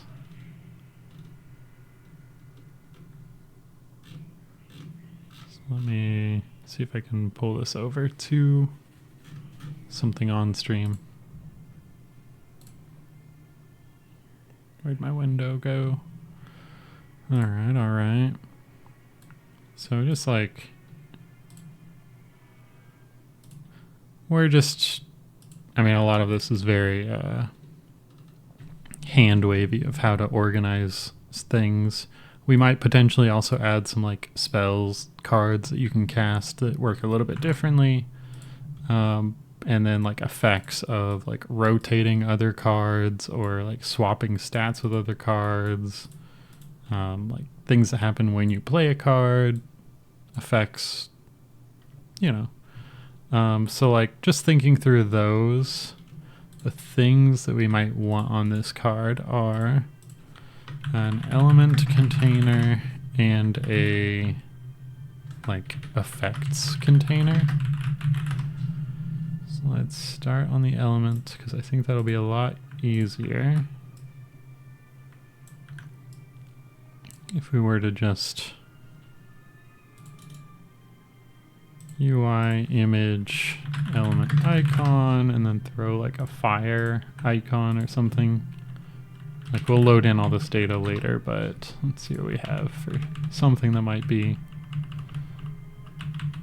you know, we'll use this as a placeholder. So this guy doesn't need an image, but we will need like a a border and a background. So border, let's do a circle frame.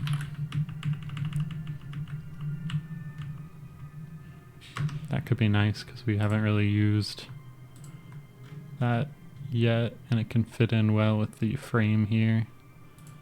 And then let's do a background as well.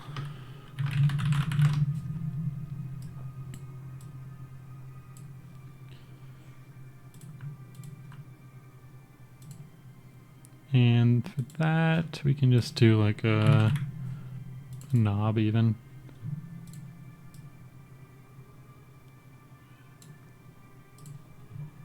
And icon on top of that. Let's make our icon a little bit smaller and centered.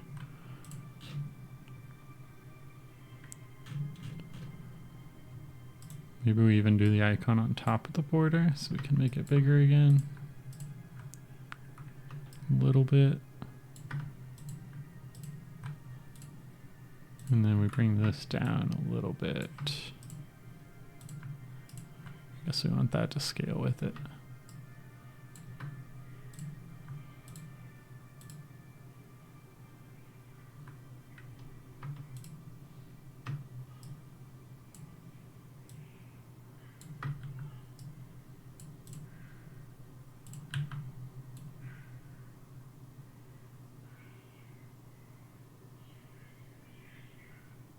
So we could do something like this.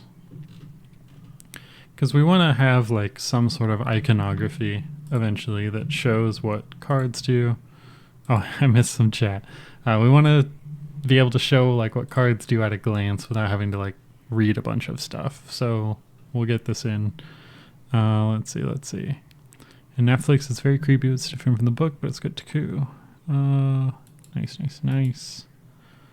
You're going to rest for a little, play with friends. Good luck leaving the stream on Lark. Thank you for being here. Good to see you again. I'll see you next time as well. And Soro, you made it here before falling asleep. Congratulations. Good job. Hopefully this isn't about to put you to sleep. So welcome on in. How is your day going? How are things treating you on this fine day?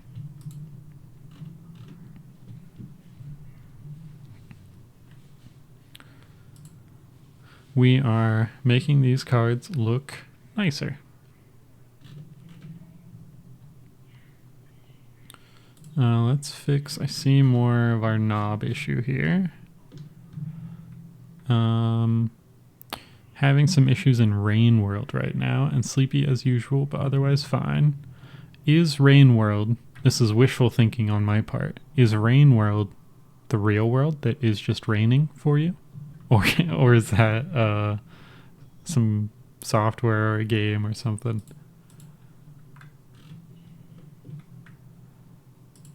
So it's a game, I see. I have not heard of Rain World. Where is my browser window? I have too many windows open. What if I do this? Rain World. Oh, Rain World. Oh, it's pretty.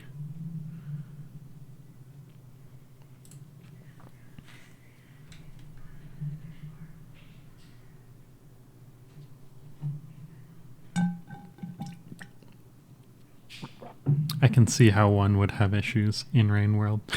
It looks like it's not the same vibe as Celeste, but it gives the vibe of like it's probably a very difficult platformer.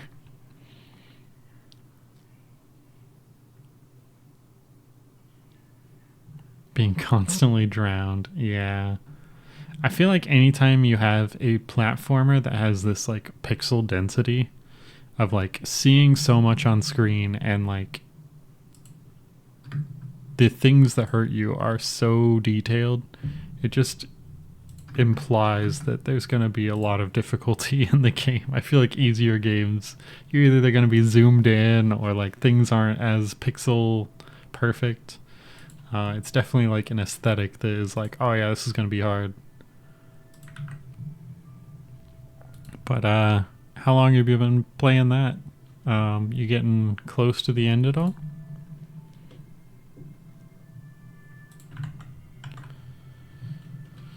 Alrighty. So the things that cards have are name, check. Art, check. So we could do like a faction, which is based on which of the 4 numbers is biggest. I don't think that we need to do that yet. But that also lets us do some like interesting things with the boards, like this faction is at an advantage, this faction is at a disadvantage, etc. Similarly, like we do the same with elements, which I think we'll use this for. We've got our 4 directional powers. We have a level, which maybe we should show on the card, but I think we can just put that in like a tooltip or something. Which is just going to be the average of all the numbers, which is also how we will make card creation by players work with multiplayer, because you'll basically play against people with the same average level of cards against you. So if you have like ridiculous cards, you play against other people with ridiculous cards. Just been playing 7 hours total. Okay, that's not too bad. That's pretty far into like a platformer, I'd say, but it looks like a detailed one. So hopefully it keeps fun. Rain World is supposed to be super awesome when you're ready to invest some time. I see. Sorry, I can barely chat right now because I need to have some things I need to take care of before tomorrow. No worries, Human. Thanks for being here. Let me also, while I've got the whole crowd here, let me shout out a regular Human. Very good streamer. He will do pull-ups on demand, surprisingly. But he's also working on a multiplayer horror game, which demo just came out. So I don't know if the Steam demo is coming out real soon as well, but definitely go check him out. Go check his game out. Cool guy. Much appreciated. Thanks for being here. We also could put in a creature type. So again, with like the board, this is kind of like we talked earlier about needing to just sit down and like think through the design of games before building a bunch of systems. We probably need to think through like how we want the board to feel and like how we want the match, the whole game to feel. Like if we have, I've lost my browser window again. If we have this board and we've got like a bunch of cards, wow, yeah, the difference is night and day. If we have this board and it has like a little fire symbol, it has a little beast symbol, it has a little like underground creatures symbol, is that like, do we want that? We could do that very easily, like systems wide, and say like, all right, fire creatures get +1 to everything on this. But like, the question is, do we want that? Which is a lot harder to decide. How we want to like deepen the strategy of the game without making it too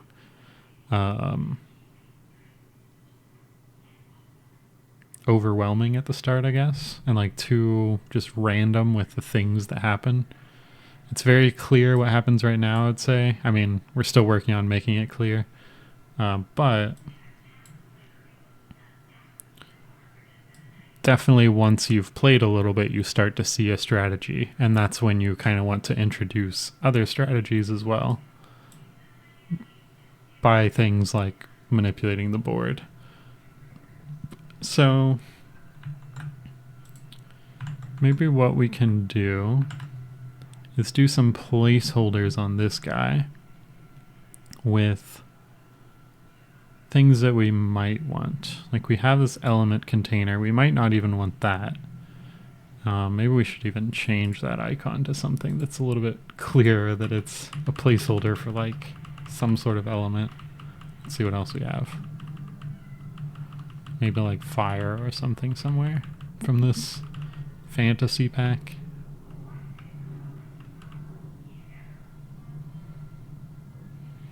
Maybe not. Alright, maybe not. We do have a lot to kind of poke through. Oh, I could maybe do like one of these flags. Nah.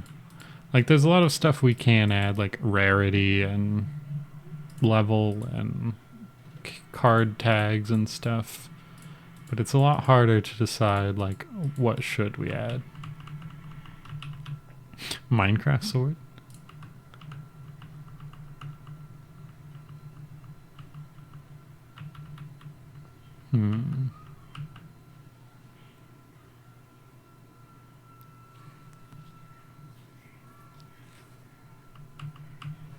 We'll probably come back and use these for something. They're nice.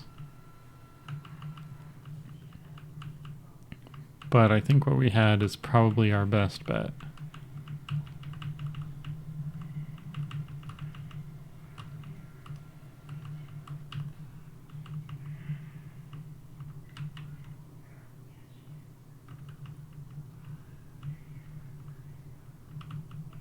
This looks a little promising. Maybe there's some pixel art fire or something. I'm sure it's riveting watching me scroll through a bunch of images, especially now that we're getting repeats. Just gray versions. Just looking for anything that might be like element related.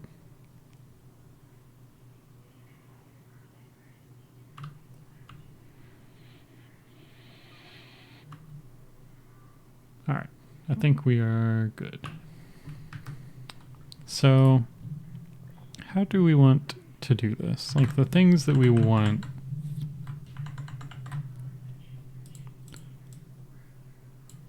Let's things for just the tooltip. Let's put the level in just the tooltip. The lore text in just the tooltip. We could do something really small down here for like an ID, but I think also that can be in the tooltip. Like stuff that isn't really related to the actual gameplay itself. Like everything here you would need to like, I mean, maybe minus the name and like the picture, but those are good also for like a proxy toward knowing the rest of the card. But everything here is kind of a glance value for playing. Let's see. I know you'll be a fan of this code. All right, what do we got here, Tony? Schema as string. Oh boy. JSON schema to Zod. Input schema. And then you just chuck it all in an eval perfectly. So safe. What could go wrong? I mean, when you're already just letting robots take control of your computer and letting it do whatever you want, is it really so bad to just eval anything that they say? We'll never know.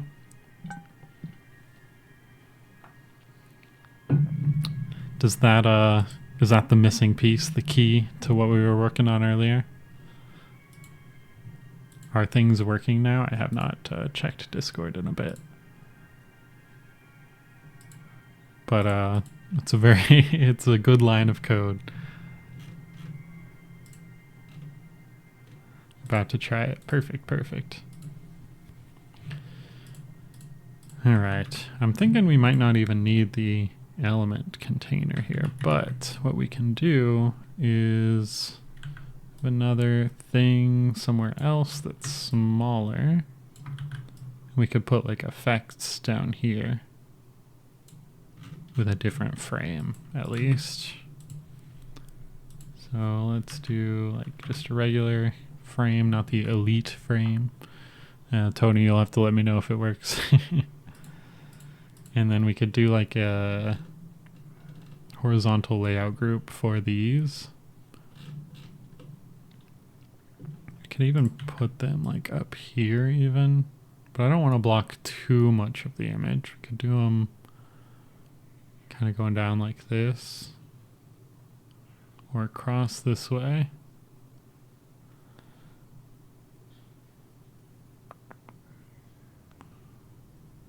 Maybe we do it across this way. Effect, container. Let's throw in a UI.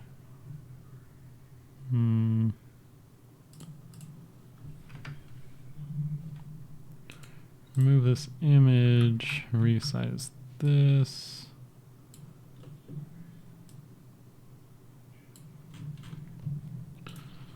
Horizontal layout group with this guy inside.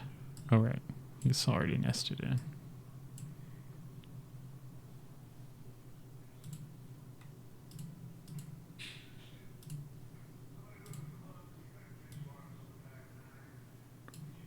.3.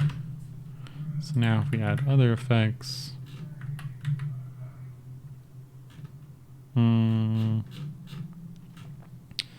don't know about that.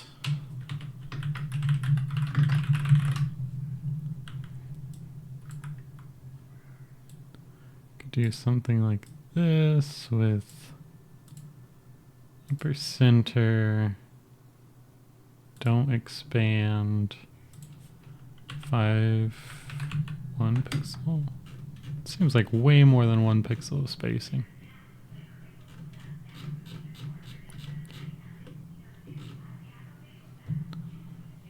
But it's getting better. I'm wondering if we want to move our name again, either like up here with the effects below it.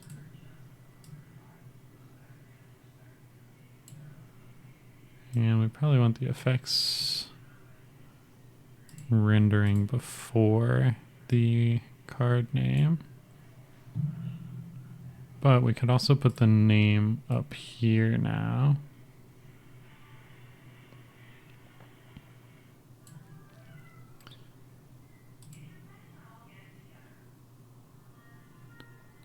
We can make this guy smaller, since it's just an icon.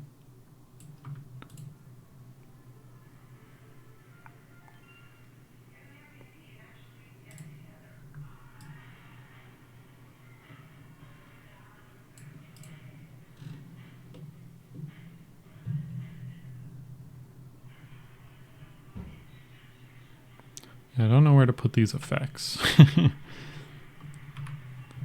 We're probably not going to use them for a while, but I do want to just like have a plan for where they'll be.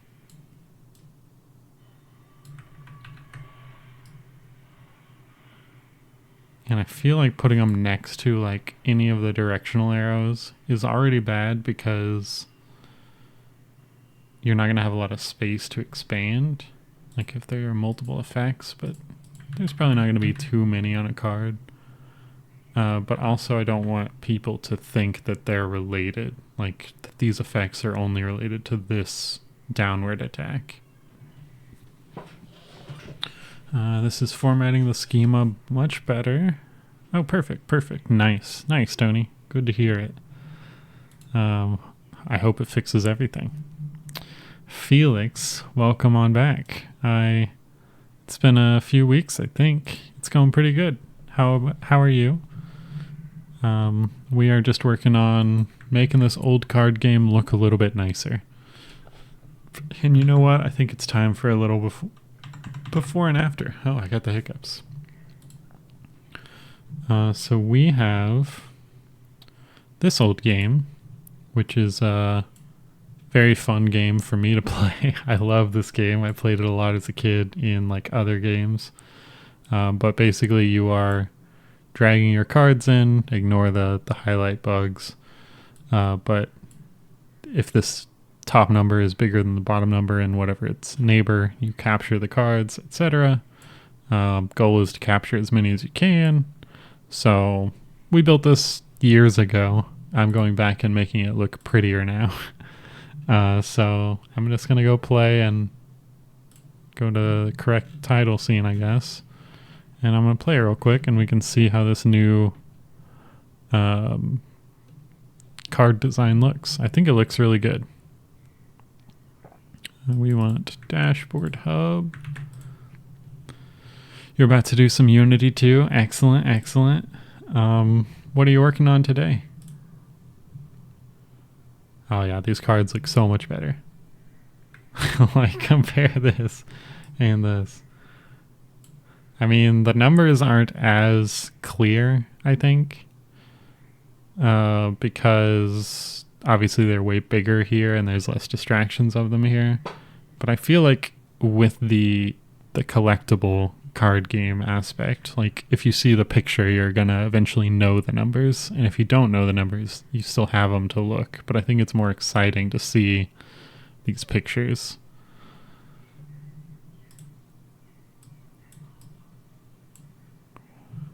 And we'll get them scaling correctly when you drop them on the board, but they're looking pretty good. I actually love how these are turning out. He could capture both of these, but he didn't. So I'm gonna just do that. It's looking way better. Completely fix the tool use bugs. Hell yeah. And compile properly on the first try. Also hell yeah. Perfect. I mean, I hope this fixes all the issues we were having, because it definitely feels like there was just some underlying thing that wasn't functioning the way we expected. So getting it back to what we expected should let us finally take advantage of everything that we were trying to build on top of it. Fixed errors in compiling. This was the problem. Excellent, excellent, excellent. Dude, how cool do these cards look now, though? Wow, all my cards are trash.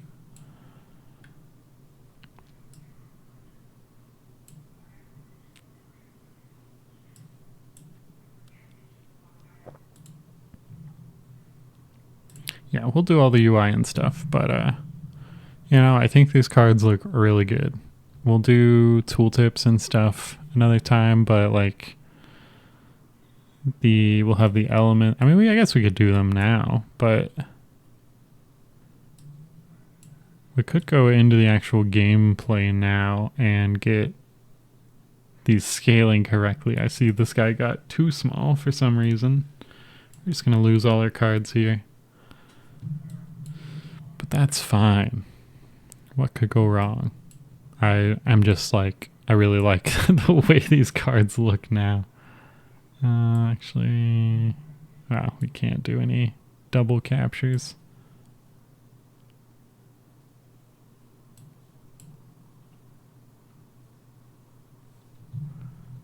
Check Discord. Let me see what we got.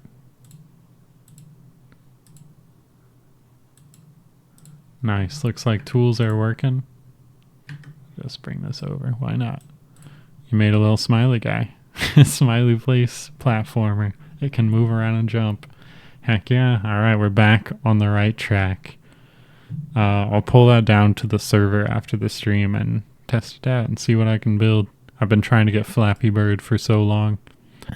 So, good job.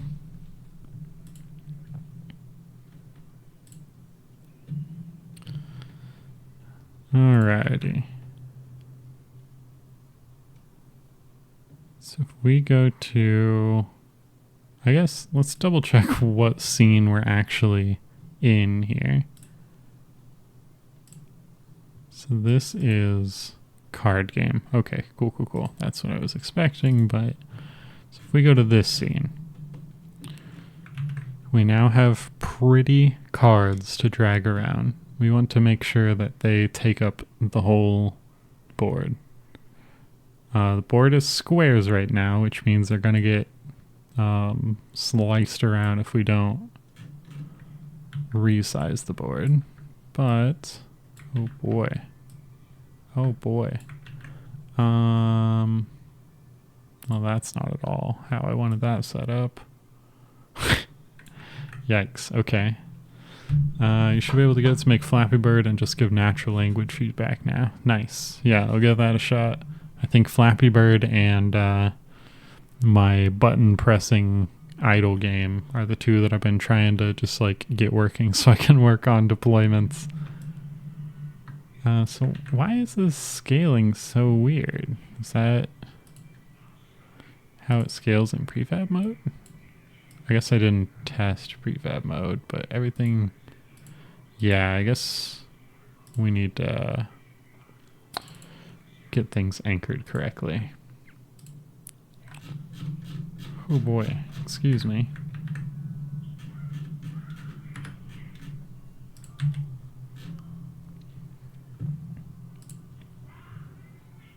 Okay, so background colors should be real easy, but why is this? All right, okay, because we have all the weird scaling on everything. All right, we're gonna clean all this up. This needs to stretch, but we don't need it to stretch all the way because of our curved border.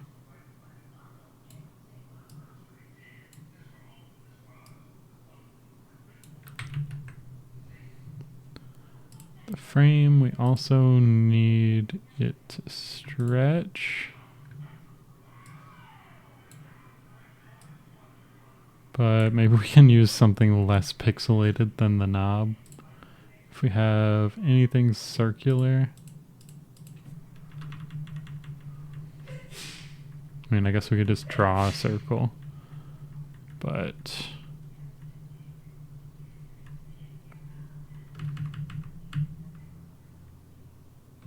we can just use that.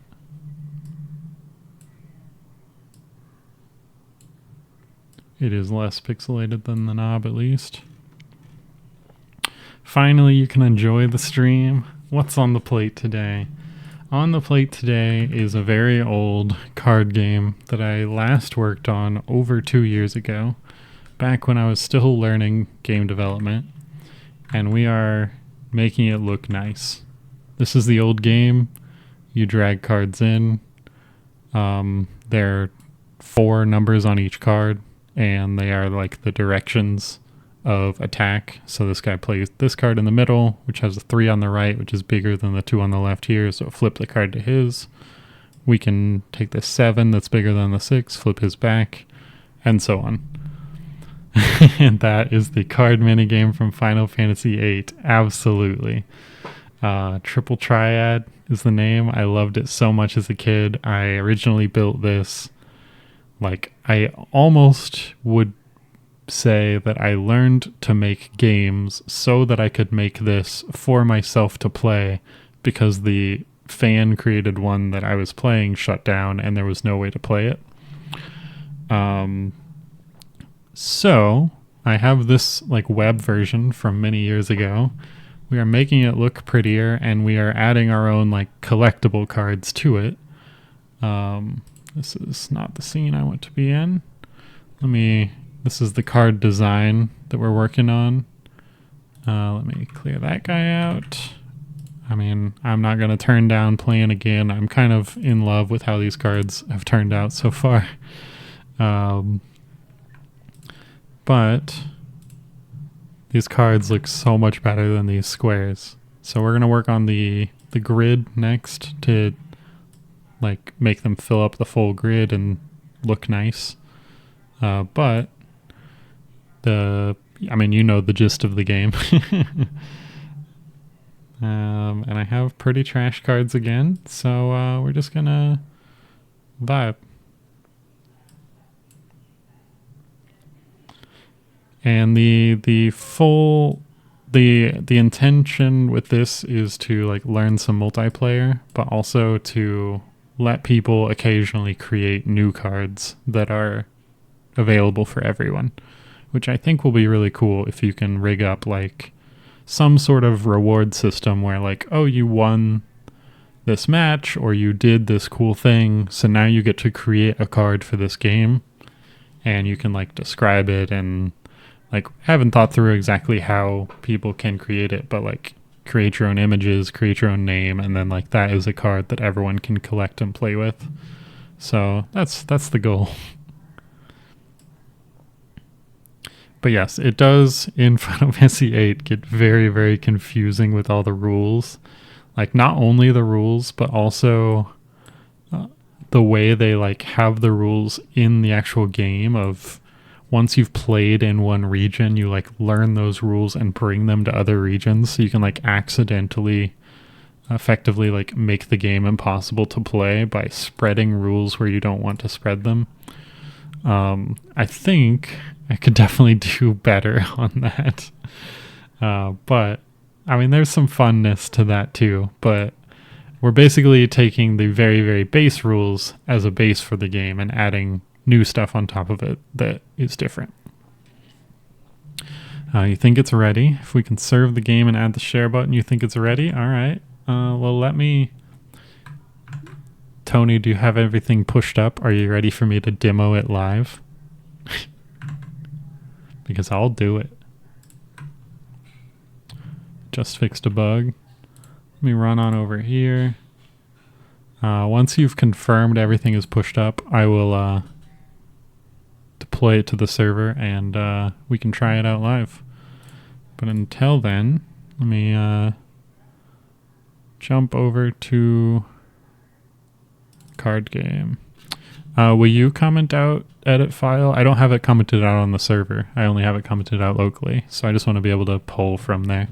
You can commit it if you want. We can always uncomment it later.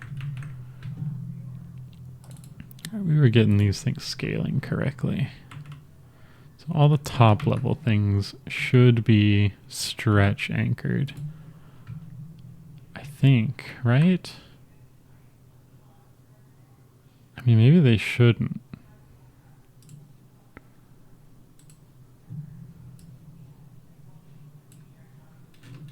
What scales incorrectly here?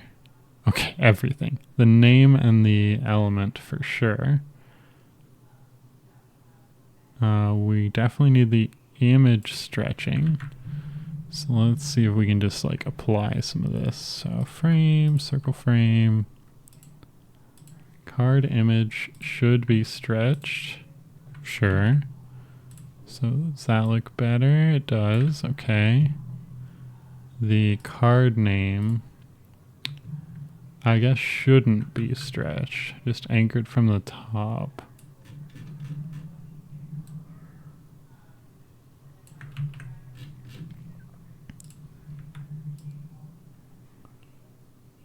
Okay. It's better. Let's get our element also anchored instead of stretching.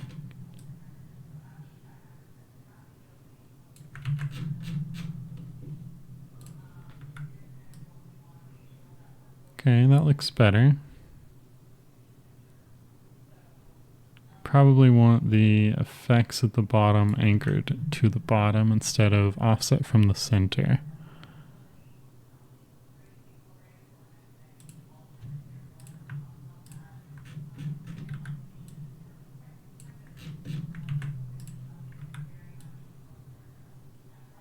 Looks pretty good. I mean, obviously, when things are that small, it doesn't quite work, but I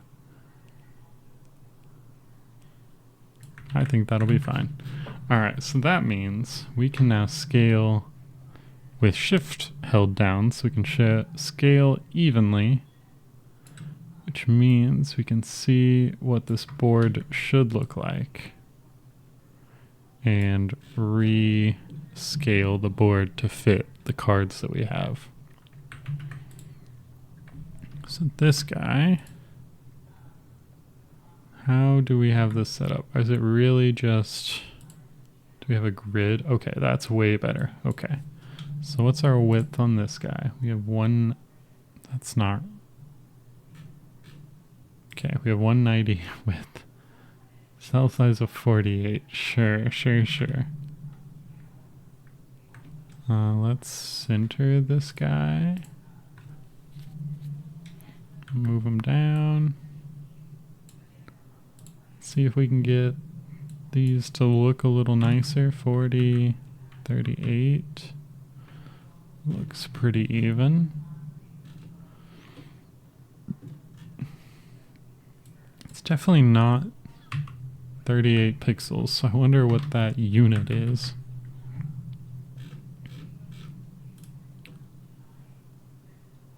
Okay, both are pushed up. All right, 1 second, I'll pull that down.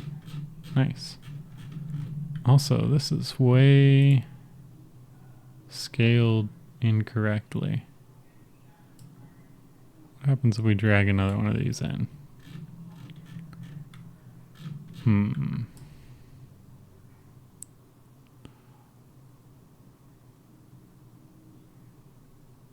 hopefully I didn't delete any of your changes in graph. I just had it take my package files because I know it's working on my side. No worries. I'm going to merge your changes into the server config changes, but the only changes there are basically like paths and stuff to where files are on the server versus actual changes to the code.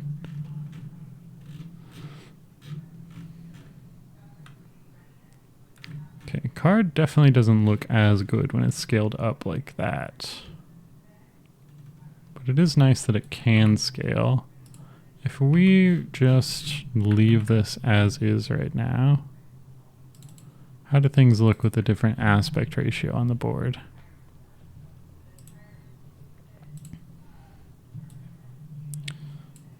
Okay. Yeah, that seems fine. I mean, we'll just not make it go so small when you place it, but seems fine to me. If it were filled up like this, I think that would be fine.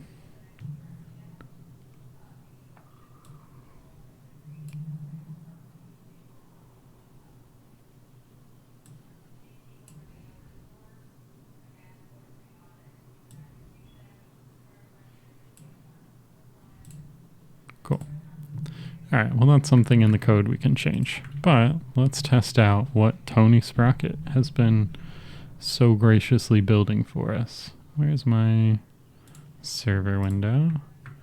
Let me double check that I don't have like IPs and or other things in view. API things. Okay, I think I can just do this on stream. YOLO. Wow, that is okay. Yeah, that's fine. Change where we at, check our name, pull. And you also made changes to the MCP server too, right? Yeah, alright.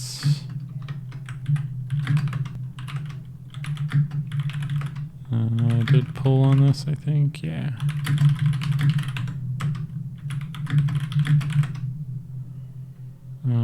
That should be fine. I don't think there's anything I can't show on stream there. So I'll just take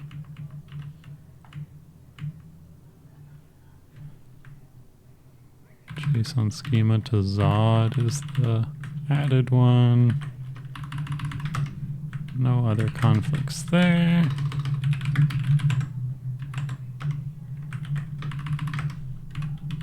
And same here.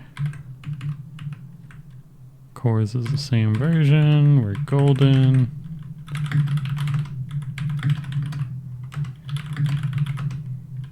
Merge. Push that. Wait. Okay, I'm on server config. Alright, okay. I'm gonna push that back up and then npm run dev. Did I? Oh, I bet I forgot a comment or a comma at the end of one of those. Let's go double check them. That was here. Yep, there's a missing comma. And then probably here. Yep.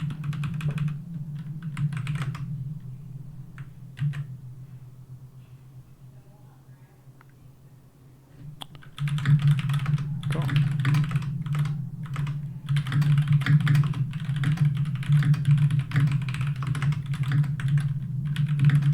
Let's try that.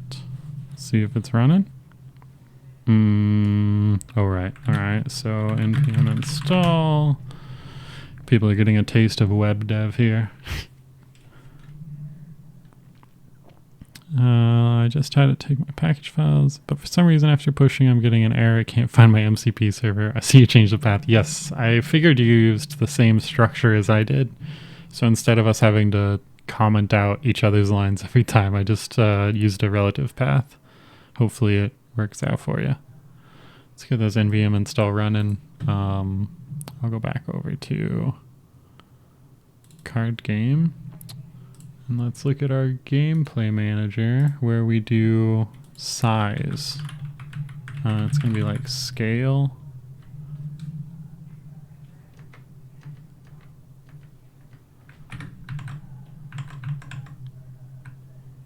Still npm installing. Cool, cool, cool. You're a genius, so your MCP has a different name locally. Yeah, I think mine was broken because your MCP had a different name locally. And I changed the path, and I was like, why can't it find the new... this path is correct. It was not correct. Name was different. I don't know which one of us has the name matched to the GitHub repo, but I think that that person is right.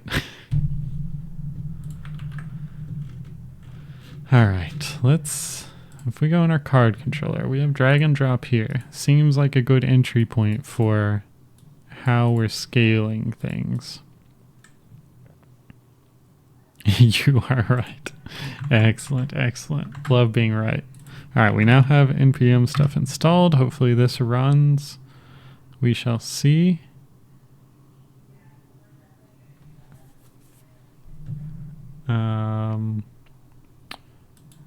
What was that port?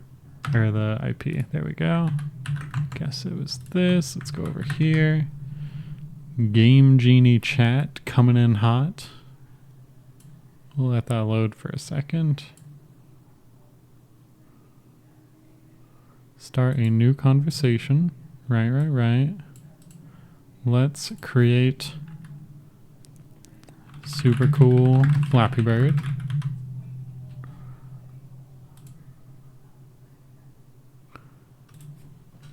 And we, as a non-developer, are just going to say, hi, friend. Can you make me Flappy Bird? Except I'm a flying turtle. Nah, we'll stick to normal Flappy Bird.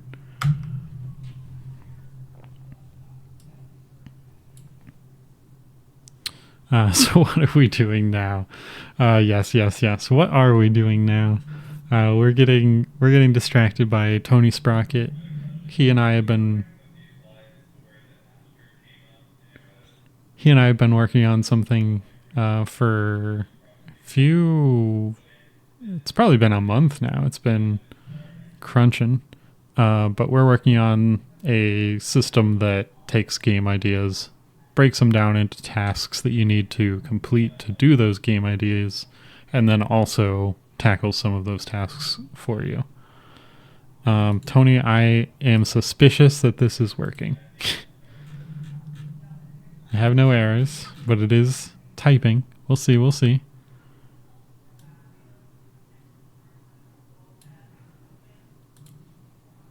We're in initial call model for the record. Maybe while this runs, I will sort out the scaling of things. Because I think what we want is... I guess I can describe to Felix. Yeah, we built our cards over here. They look very nice. And now we are changing our board to fit them. So getting the right aspect ratio on the slots. And also we want to scale the cards up when you pick them up, so it looks like they're like in the air. And then we want to scale them back down to fit here at the end when you drop them.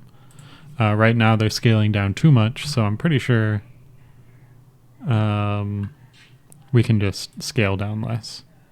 So we'll scale this guy up to like 1.5, and then on drag end, we're gonna scale down. I'm not gonna do the math. We'll scale down 1.5 to do the opposite of that, but we need to also scale back up 1.3 to fit in the cell. And I'll just put to do, Tony, please do this math. So I think that will scale them up when you pick them up, and then instead of scaling them back down to the original size that they were in your hand, it'll scale them back to the 1.3, which is what we were scaling them to while dragging, which was the perfect fit. So let's test all of that. Dashboard hub, cool. Find match. So this is 1 times scale. When we pick it up, it's now 1.5 times scale, which might be a little bit too big, but oh no. Okay. I guess we only want to do this if it ends on a board slot. But you'll notice the 1 times scale here, 1.5 is now too big for that. But the right thing that we wanted was the 1.3. We want it to fit nice and tight like that. So let's fix this bug, and let's also apply the right scaling to the enemies. So if we have a slot under the pointer, then we want to do this scaling. If we don't, then we don't do that scaling. So scale into the slot size, and we snap to it, and then we let the enemy AI take their turn. Let me check in on Game Genie. We have been rate limited, Tony, so no demo now, but I believe that it's working. Only 40,000 input tokens per minute. Oof. All right, I'll try that after the stream. All right, so now we want to get the enemy's cards to scale correctly as well. And I don't know if they're scaling at all, but we need to find the logic of how they're played. So I would assume in our gameplay manager, we're going to have some sort of like whose turn is it flag is local players' turns. That's a good guess to figure out where the enemy stuff is happening. So if the player's out of cards, then the game is over. So this is checking to see if the game is over. Sure. Here is also checking to see if the game is over. Okay. So if it's not over, we pass those, which means the game is not over yet. We draw cards for both. If it's the enemy's turn and the game is not over, we do janky logic. Let's go look and see what they do here. So here, execute the enemy move. We pass a card and a slot to play in. So that's probably where we draw the card there. Maybe.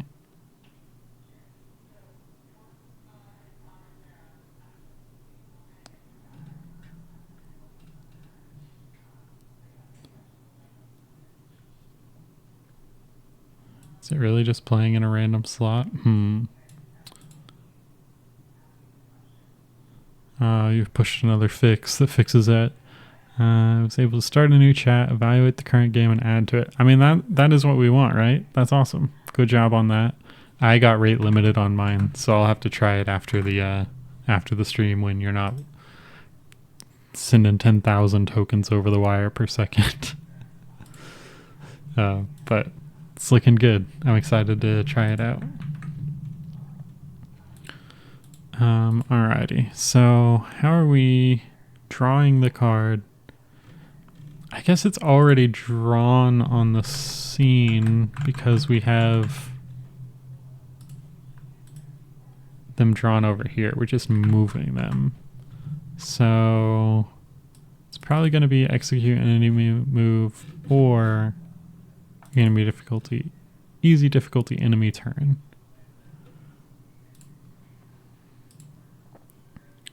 So this is probably just parenting into the slot and centering it there. So here, scale card up to fit in slot. Up by 1.3x.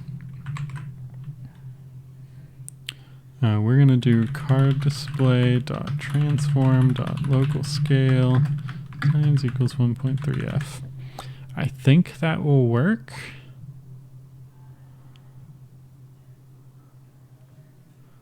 Let's try it. And that should also fix our bug where we just drag cards, put them back in our inventory. So they're not getting even bigger again. We do want to create like some floating parent on the canvas that's always drawn last that we will reparent picked up items or picked up cards to make sure that they're always drawn on top of everything else when you have them.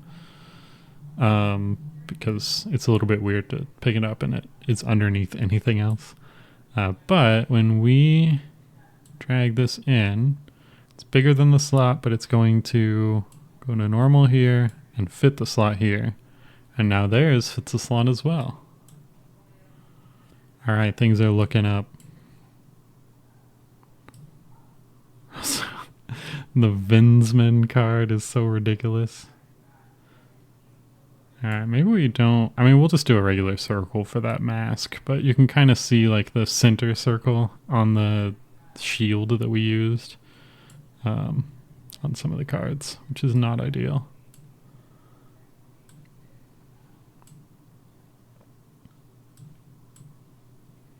But, I mean, this looks way better, I would say. The cards look so much better. I've gone back and forth on these cards so many times. So it's nice that I think they're finally starting to look good. Wow, we have nothing more than 1 as our highest. Interesting. Okay, so...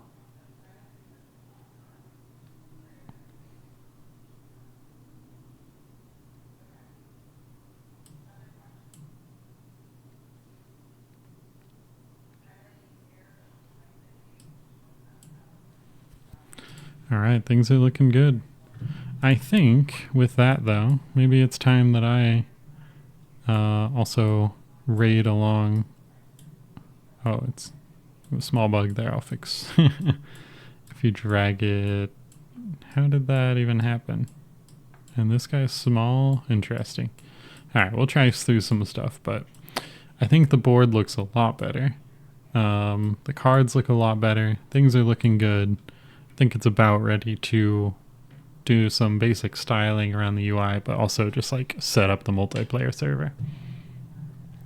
So my question for all of you guys is, do you have anybody that you follow that is doing game development that you might want to see rated? Because I potentially have somebody that I follow, but I don't recall what they're making. Let me poke around their stream. They are doing Unity. Looks like pretty basic game. They started 40 minutes ago. You know what? I think we will we'll raid him. Chips and Salsa 2. Let me set that up. But I want to say thank you everyone for hanging out today. Thanks again for the raid earlier. And thanks for all the subs earlier. I appreciate you all. Hope you have a great day. And I stream every Tuesday, but I'm probably not going to stream next week. So just heads up. Have a good day. I'll see y'all on Discord. Let me link that real fast. And we're going to raid on over to Chips and Salsa 2. Tell him I said hi. I don't think I should probably set up some raid messages. I don't have any. Feel free to just say the most ridiculous things at him. That's our vibe. All right. Bye guys. Thank you.